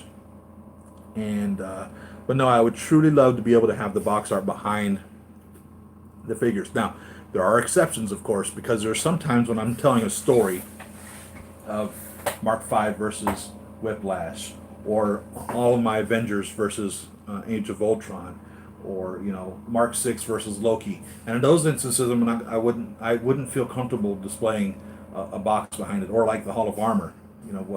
Give me a break. So there's some boxes that wouldn't be displayed as such. But I think if I were to display them, I would want to display the boxes behind the figures. I really like how that looks on the collectors that have done that, who have the room to do that. I think that would be really cool. Let's see where we at. Happy Saturday, Robert. 1 week to go. I know, man. One of the people here in the group today was saying that they are lucky enough to go see it on Tuesday, and of course Shardamus as well. You guys know Shardamus, Russ. Him and I are friends. He lives here in Northern California where I live. Sean Long and I live in the same city, by the way, and so I know him as well. Shardamus, God bless him. He's really a deserving soul. That man, he works. When I've gone to his house and spent some time with him and watched him work, that dude works. So I have a full-time job. I'm a systems administrator, and I maintain the servers and all the computers for a small retail company. And I get to work remotely. I hardly ever go into the stores. If I go into stores, it's because it's all falling apart. So everything I'm able to do for the most part remotely, or talk somebody through fixing their computer or whatever issue that they happen to be having. So I'm working 40 plus hours a week doing that. So everything I do here is beyond my full-time job. And it kind of gets to me personally when a critic will get on to me because the quality of my video or my seriousness or the time I take to create it just isn't up to their standards. I'm not getting paid like a real job to do this. You know what I mean? I do get some money from YouTube. It's not much. It really isn't. For instance, Sean recently posted on Facebook that he's an Uber driver and he's a Lyft driver, and he said that he got $900 in 1 week paycheck by doing Uber. And I don't know if that's what a normal Uber driver gets, and I don't know if that's before expenses and gasoline and car payment and everything else.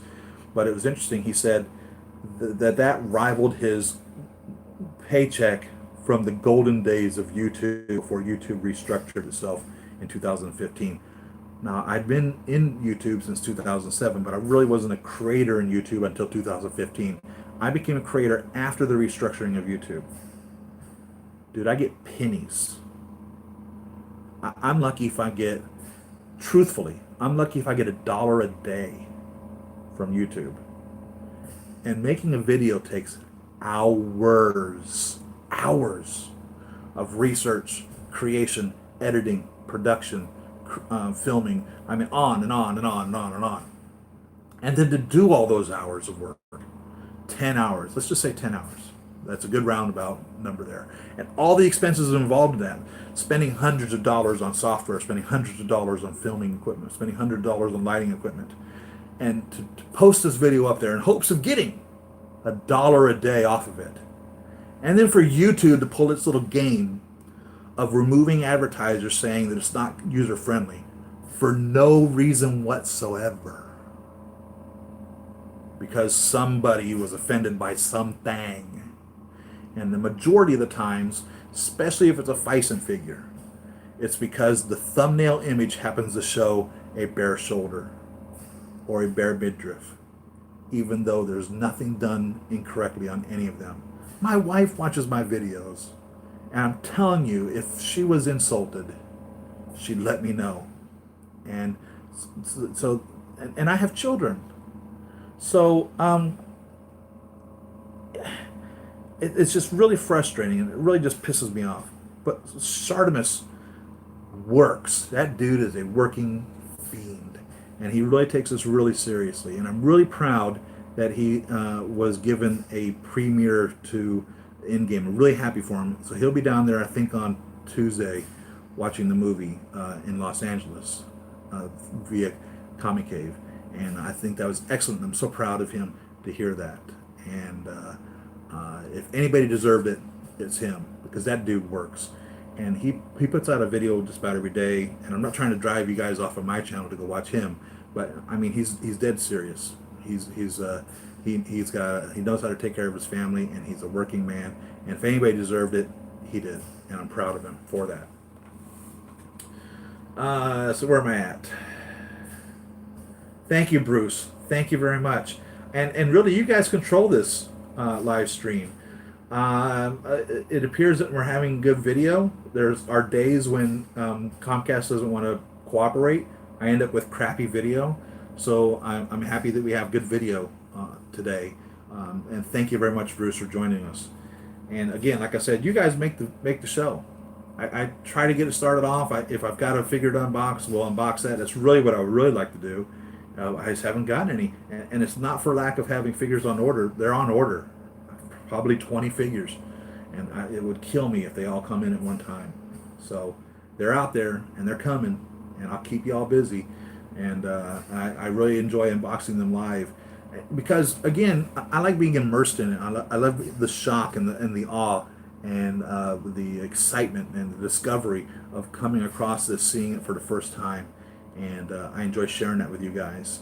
And sometimes I would hope that sometimes maybe your buying decision is influenced by what you see in my videos. Hopefully maybe I can answer some of your questions to help you decide whether or not it is that you want to invest $200, $300, $400, $500, $600, $1,000 or whatever on these figures. So maybe you can see what I'm able to do for you, and see that, and hopefully that'll help you out. I wish Hawkeye had an Ant-Man arrow. They made that with the Civil War Hawkeye. Comes with an Ant-Man arrow, and it's so funny. It's not true to scale to the movie Ant-Man either, because the Ant-Man in the movie is like, I mean, super small. He's literally just right on the tip. I'd say 4 millimeters, maybe a third of an inch in length, as he's lays down on the arrow. So it'd be just like a little bit of slip on there.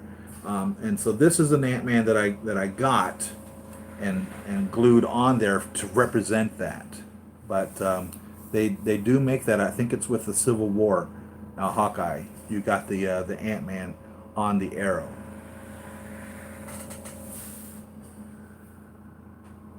Let's see where we at. Hawkeye. Civil War 1 does. Yep. I love in-game commercials. Rocket. Where are we at? I love... Uh-oh. Where it is? I lost.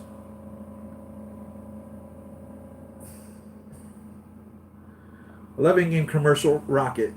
Commercial. Rocket. You better not throw up on my ship. Ant-Man, I don't feel so... Dang it! No spoilers! Stop it! That's funny, I love Rocket. I hope he doesn't die, but I'm starting to think he will. I hope he doesn't die also. I love to see that if anyone pukes, it would be Scott, right? Of course, you knew it was bad. You knew it would have to be Scott. I love Michael Pena's character in the Ant-Man movies. There was a stream, a post on Facebook that was talking about the reason Avengers Endgame is 3 hours long is because Michael Pena's got to tell a story. What was his name in the movie?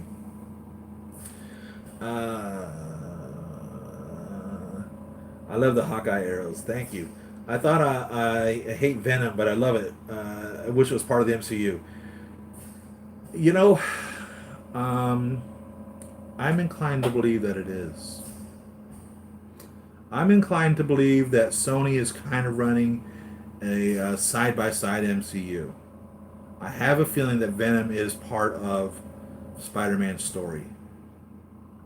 Uh, there's a huge story to that. When Avi Arad was producing the um, Tobey Maguire Spider-Mans, there was actually a fourth and a fifth movie that was supposed to be made because they were being directed by Sam Raimi. And if you remember, Bruce Campbell was in the first three movies.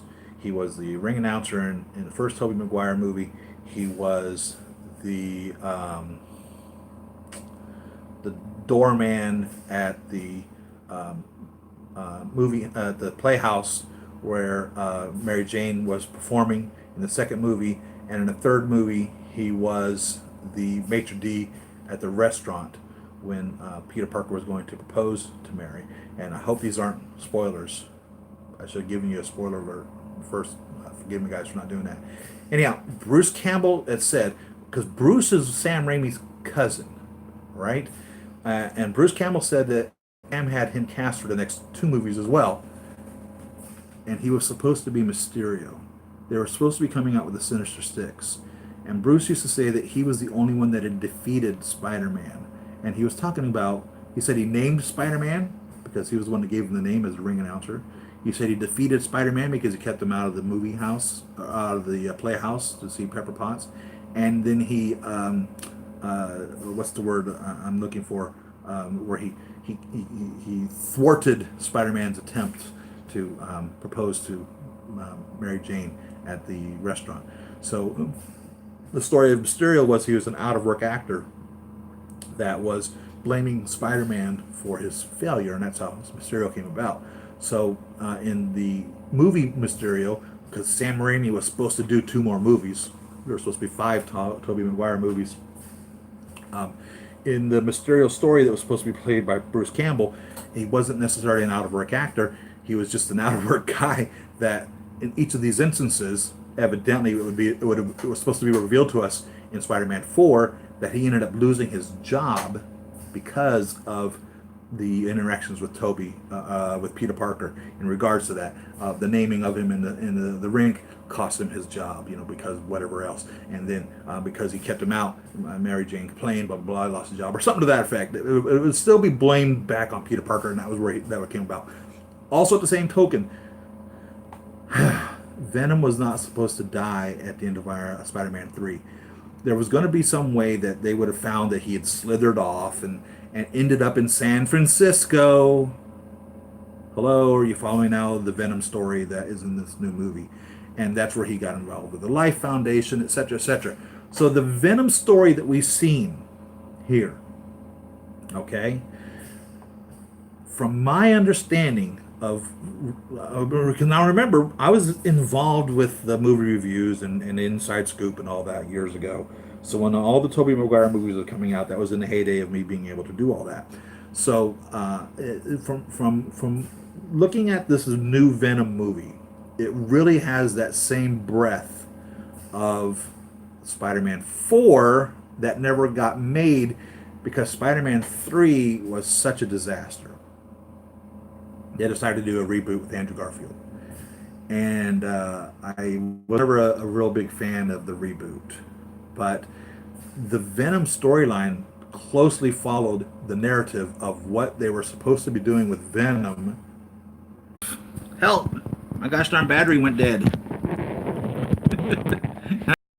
I've been yakking my mouth so much. I don't even know how much of the story that you guys got and didn't get. But I guess to sum it up, I was saying that Venom is, in my opinion, part of the Spider-Man Homecoming universe. He's there. It's just a matter of just waiting around for it. And that's because, like I said, I don't know how far I'd gotten into the story before it shut off. The reason Venom didn't have the white part yet was because he hadn't interacted with Peter Parker. It didn't have to be connected to Peter Parker nor look like Venom because all the symbiotes on their planet look that way, and we got that explanation in the Venom movie. So I have a feeling it's going to happen. I have a feeling we're going to see Venom interact with Peter Parker one way or the other. It's just that the way that they're doing it is differently, because ultimately they need to get Carnage, and that's their goal, in my opinion, is they're moving towards Carnage. Any way you look at it, the ultimate goal is to get Carnage on the big screen, because that's where their big money is going to be. See if I can get through these. I don't know how much time I'm going to be able to go before my battery goes out on me on my phone. I've got it totally plugged in. I don't know what in the world's going on. Was it? Anybody know what I mean? Captain Marvel was, man. I thought I hate Venom, but I love it. Yeah, Captain Marvel was bad. It was a good movie. It wasn't a really good movie. It was a good movie. I really wish Hawkeye Figure had an Ant-Man figure. Ant-Man, you know what I mean? I feel any movie with verses in the title should have 3 endings and should be shown in separate theaters. Oh, that's a good thought. I like that.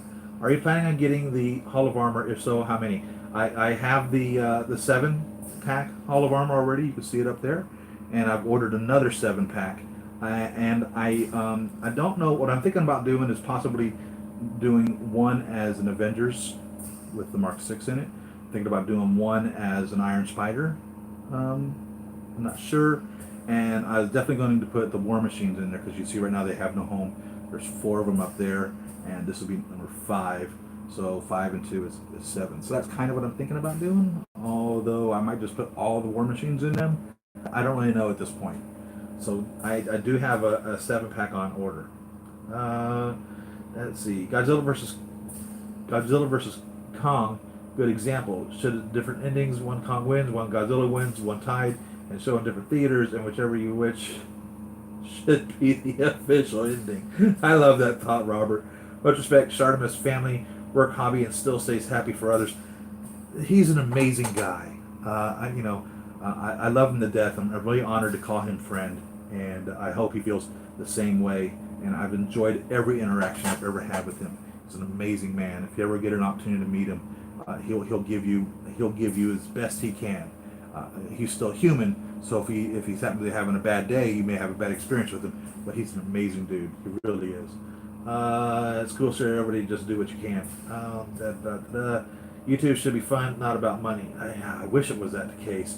But like I said, I always take it personally whenever somebody just starts really just ripping on me about my videos or whatever else. YouTube demonetizes me or freaking removes my video. Oh, man.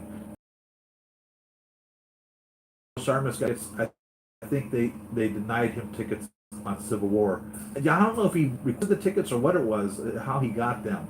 I didn't ask. I just assumed they reached out to him. I didn't ask. And yeah, I love Sharmus too. Bruce is Sam Raimi's cousin. I thought they were just his friends. I may be wrong. I'm 99.99999% positive that Bruce and Sam Raimi are cousins. But like I said, I may be wrong. But I'm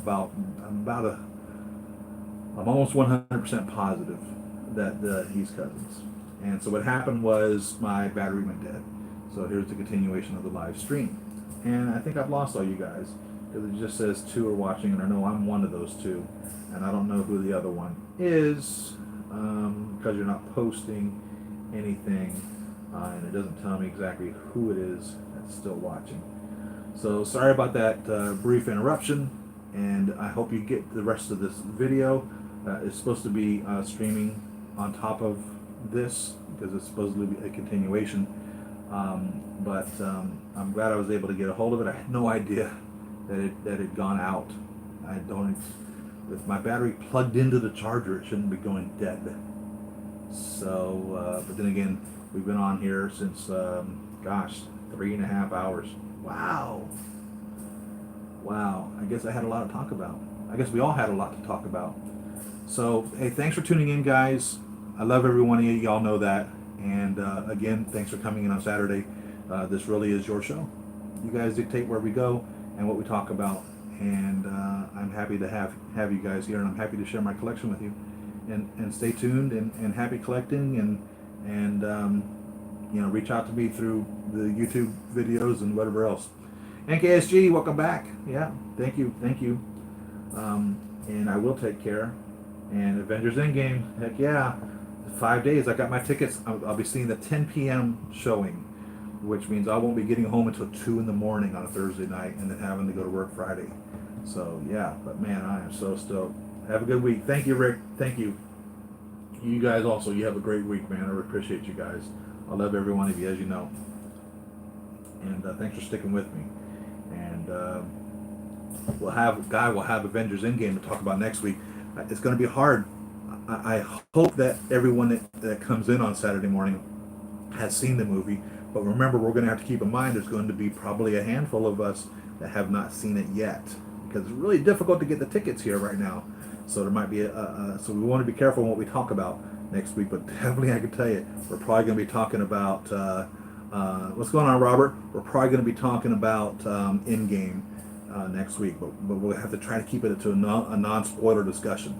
So when we talk about things, I'll have to say whether we liked it or hated it, but we'll have to be careful what we talk about. We don't want to ruin it for those that hadn't seen it yet next week, Saturday morning. But I guarantee you we'll be talking about Endgame. I guarantee you we will be talking about Endgame.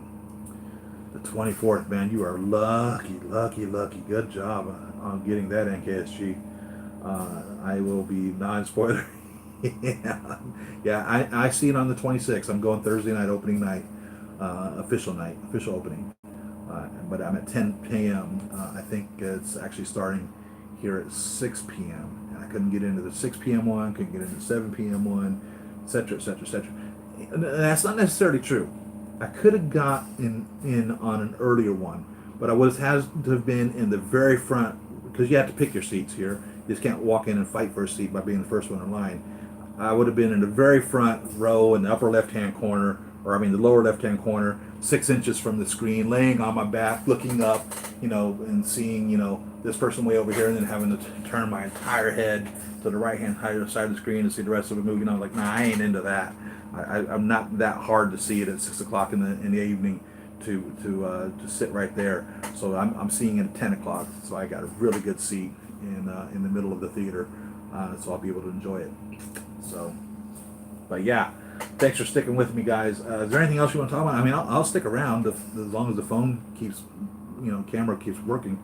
Empty your bladder before watching. Yeah, one of the guys said they wasn't going to bring any drinks, right? I forget who it was that said that.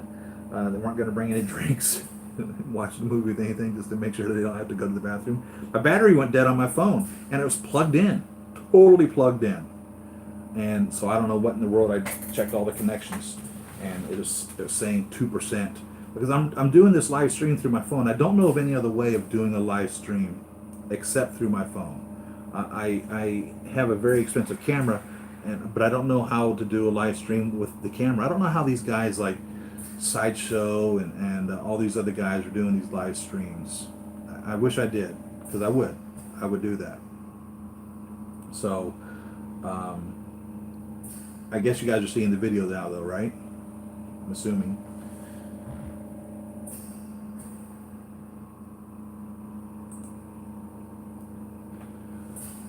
Cool. So I didn't think any of y'all had made it back, so I was just kind of wrapping up, because I was just going to, quit talking. But if you guys have anything y'all want to talk about, we're still good. I've got nothing going on right now. My wife does want to go and have lunch, but she said she want to do that like between 11 and 12. So really, we still got maybe 30 minutes to an hour, honestly. Oh man, I'm not kidding you. It's. I guess I'm an emotional guy, and when I seen that first trailer, I was brought to tears. I'm going to be crying. I cried when Tom Holland's Spider-Man died in Iron Man's arms, especially because watching Spider-Man: Homecoming, and Tony's telling him, if something happens to you, that's on me. And here he is on the planet, on Titan, with this teenage kid dying in his arms, totally on him. You know what I mean? The RB Denobi things. What did Denobi do? I've never met Denobi. I've talked with him many times, and the sail barge craziness. Your thoughts?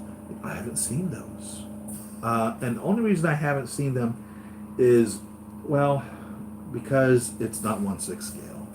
To tell you the truth, that's the whole reason. I didn't know he had some craziness. I watch a lot of Denobi's videos, and I interact with him, and I would love to meet him. One of these days, I probably need to go out there to where he is and schedule a time to spend some time with him, if he's open to that. I'd love to meet him. I would hope that I would get along with him. He seems to be a pretty cool guy. But no, I didn't know he had a sail barge problem. I know was super excited about the sail barge. It's a decade series. We have been part of the same journey. Isn't that crazy? When you think about that, and you know when the first MCU Hulk came out with Edward Norton, and then when Hulk came out well, not Hulk came out, but when we seen Hulk in the Marvel Cinematic Universe movies, and it was no longer played by Edward Norton but played by Mark Ruffalo. First thing that came to my mind was, well, it must not be canon, the Edward Norton Hulk, but it 100% is. It's 100% canon. So it was just a change in the actor, kind of like getting Don Cheadle to play War Machine when he wasn't the first Lieutenant Rhodes in the first Iron Man.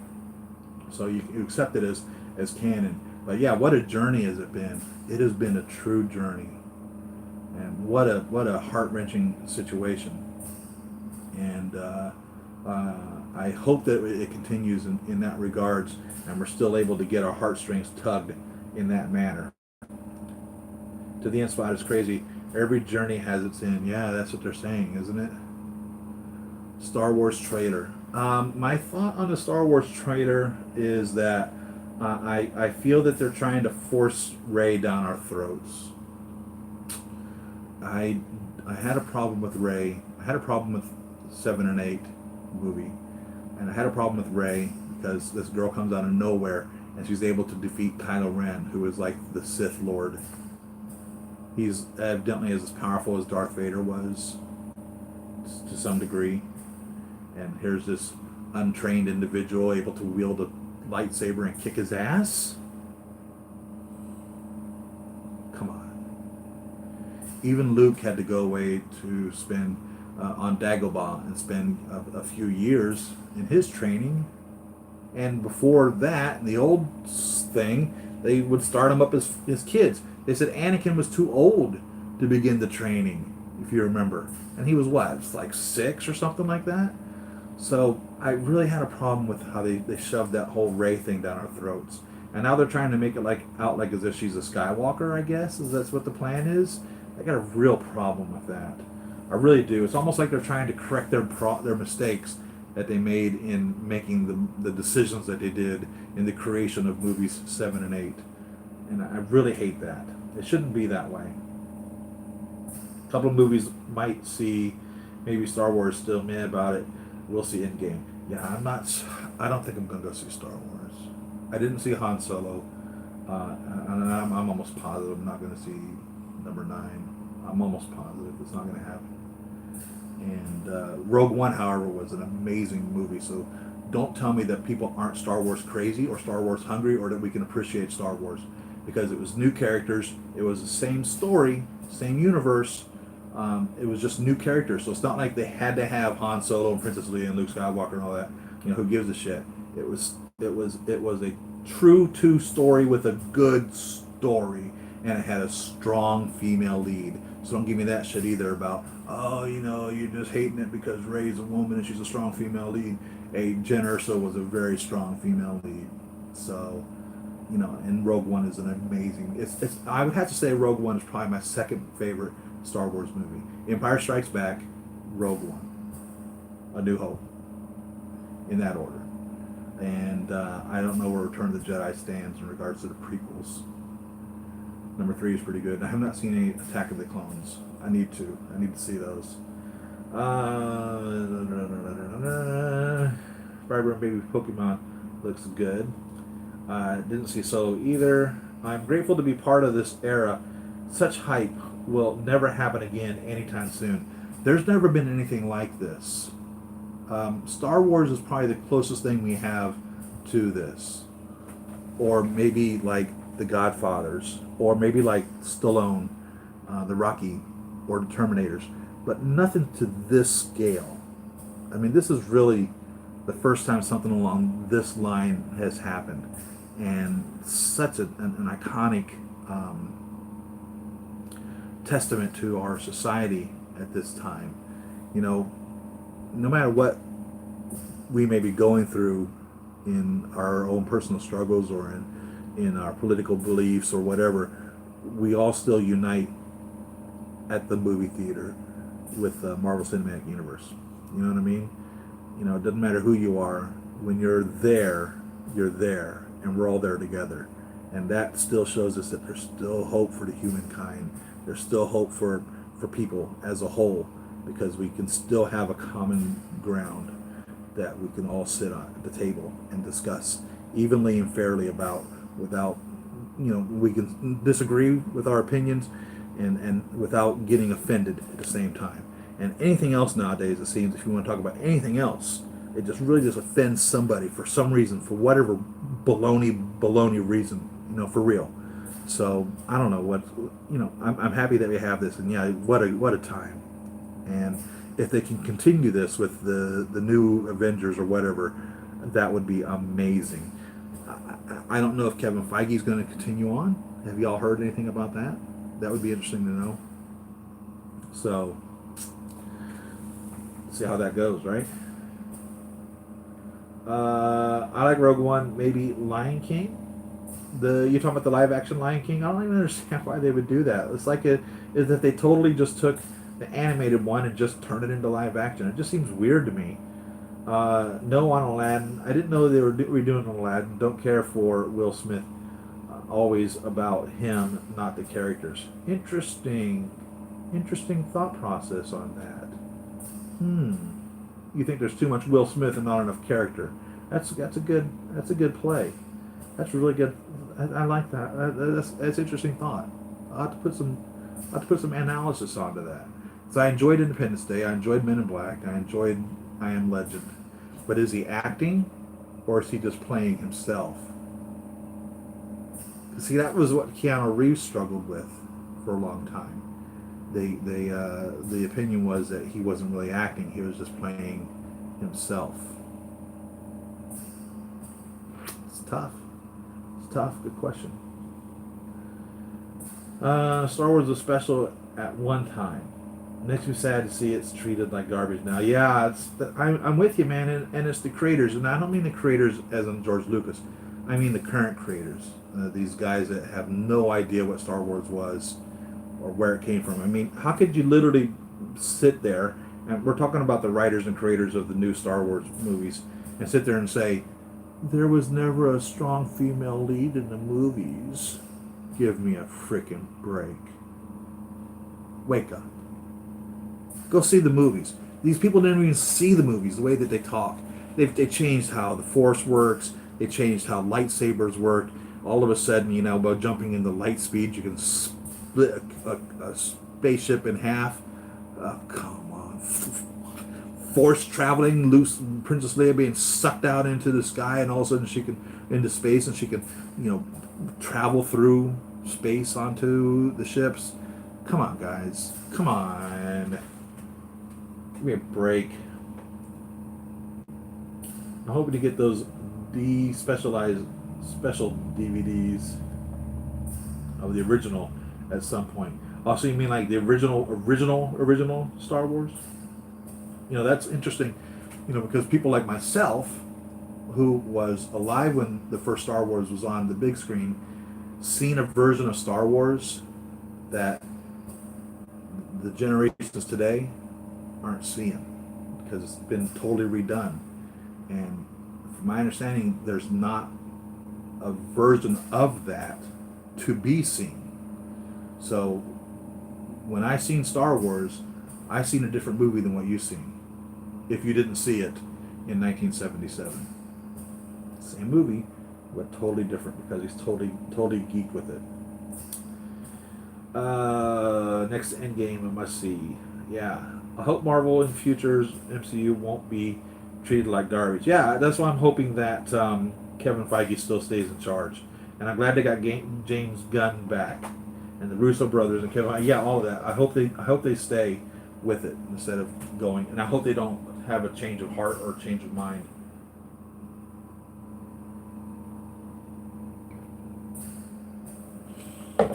I hope they continue to have the same love and passion. Listening to the actors and actresses that are portraying these roles, I truthfully believe that they are researching the comics on these characters, and they may have. It seems that they're having discussions with the writers and the directors about, well, in the comics it does this, but of course, an actor's not a writer or a director. If they're acting in the movie, they're acting in the movie, and so they're very careful not to step on the toes of the writers and the directors. But what I've looked at, I'm under the impression that these people are researching the comics and that they're going at it with that same respect and dignity and compassion and care and love and concern for the character that they're gathering from the comics. And I love that about all of that. Yeah, I hope Marvel in the future won't be okay. Batman versus Teenage Mutant Ninja Turtles on Blu-ray. Is that really a real movie? Oh, you've got to be kidding me. This that I'm drinking is cold coffee. I do not like the taste of coffee. Coffee to me tastes like absolute dirt. I've tasted dirt. I've fallen on my face. I played baseball and football when I was younger. I've had dirt in my mouth. And I know what dirt tastes like, and coffee tastes like dirt. The only way I can make coffee not taste like dirt is to sweeten it. And what I sweeten it with is Tarani flavored drinks. And I buy the sugar-free Tarani flavored drinks. And if you don't know what Tarani is, you should look it up. You can make. I worked at a restaurant, and we used to make flavored milkshakes using Tarani syrups. So we would use the milkshake mix, which is frozen as it comes out of the shake dispenser, and it just comes out as vanilla. And then by squirting into it a few squirts of the Tarani syrup, we could make a chocolate shake, a strawberry shake, a mint chocolate shake for what's that Shamrock Day? Gosh darn it, what's it called? Anyhow, for the Shamrock Day in March, and so that's what I do with my coffee. So my wife loves the taste of coffee, loves it. She's like a coffee aficionado. So she loves a nice hot cup of coffee, and I don't like it hot. I don't like anything hot. I'm not saying I like cold food, but I don't like it so hot that it burns inside my mouth. So I definitely don't enjoy hot coffee. So as she makes her 12 cups of coffee, because that's what the machine says it's making, it's actually only making 8 cups, and she drinks a couple of cups, there's like a 2/3 of it or a half of it that's left over for the next day. And I don't mind. It all tastes like dirt to me, whether it's fresh or whether it's a day old. So I use day old coffee, and I squirt in my Tarani flavored syrups, and I'm using chocolate and raspberry normally is what it is, and that's what I'm drinking. So I get the benefits of the caffeine, and it tastes like, I don't know, it doesn't taste like a milkshake, but it doesn't taste like coffee. It tastes like a chocolate raspberry something or other. I don't know. That's what I have. So that's what I'm drinking, and I just emptied it. I've gone through my entire cup here, which I think is, I don't know what this is. I think it's 4 cups is what this size is. Let's see. Thought it was Pepsi. I'd love to get a Slurpee that size, right? Right? Speaking of beverage, feel like having a hot cup of tea now. Milk tea. Oh, my wife makes really good milk tea. Her heritage is Italian and English. Her father is Italian and her mother is from England. And so we have a lot of tea in the house. Not only is she a coffee aficionado, but she knows how to make a mean tea. And I like it when she puts some milk in the tea. And I'll drink it warm. So when she's having tea, we have tea together, and we'll have a little biscuit or a cookie or something. And I wait till it cools down to warm, and I'll drink it warm. It doesn't have to be cold. I don't have to ice this. I don't ice this. There's no ice in this coffee. I'll drink it, but she's got the English side of that. She doesn't have a bad temper. So I'm really, it's wonderful when you have a spouse that you're perfect with, and her and I are perfect for each other. And no, I've never seen her temper. Obviously you don't agree on everything, and we agree to disagree on occasions, but no matter what, we love each other and we work through it, and it goes from there. But no, it's not bad tempers. I don't understand why anybody would ever be that angry at your spouse. It doesn't make any sense to me.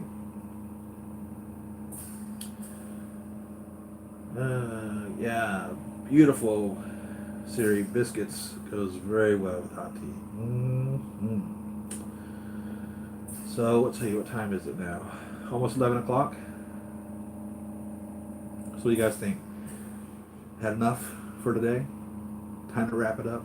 I like how I've got this angle now. You can see pretty much the whole display there. We got all the way up to, who is that? We got right there. That Thor. So we got Thor all the way back to Thanos. Got my Fison Lady Deaths. Love those Lady Deaths. Yeah, if people, I think what we need to do is people need to slow down in the dating aspect. Too often they can't wait to get married. Too often they can't wait to have kids. Too often they can't wait to get together and start a lifetime together. I think what's happening now is a lot of people are becoming a couple before they even know what they are as a single. I think what's happening, and I may be wrong, but this is just my opinion.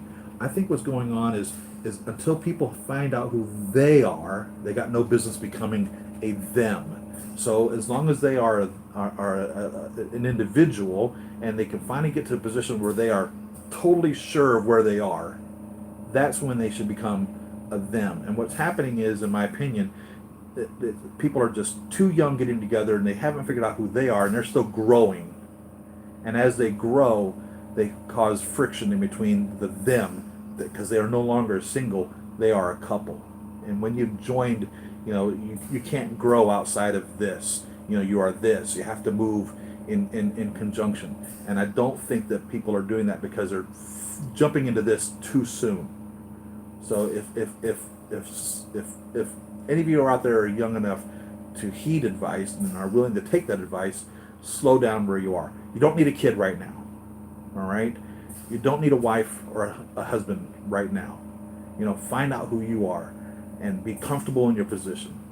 And then when you are 100% rock solid, standing on solid ground, you've got a job coming in, or you have a financial situation where you're not dependent on anyone or anything, and you're secure in your life, that's when you take on the responsibility of becoming a them.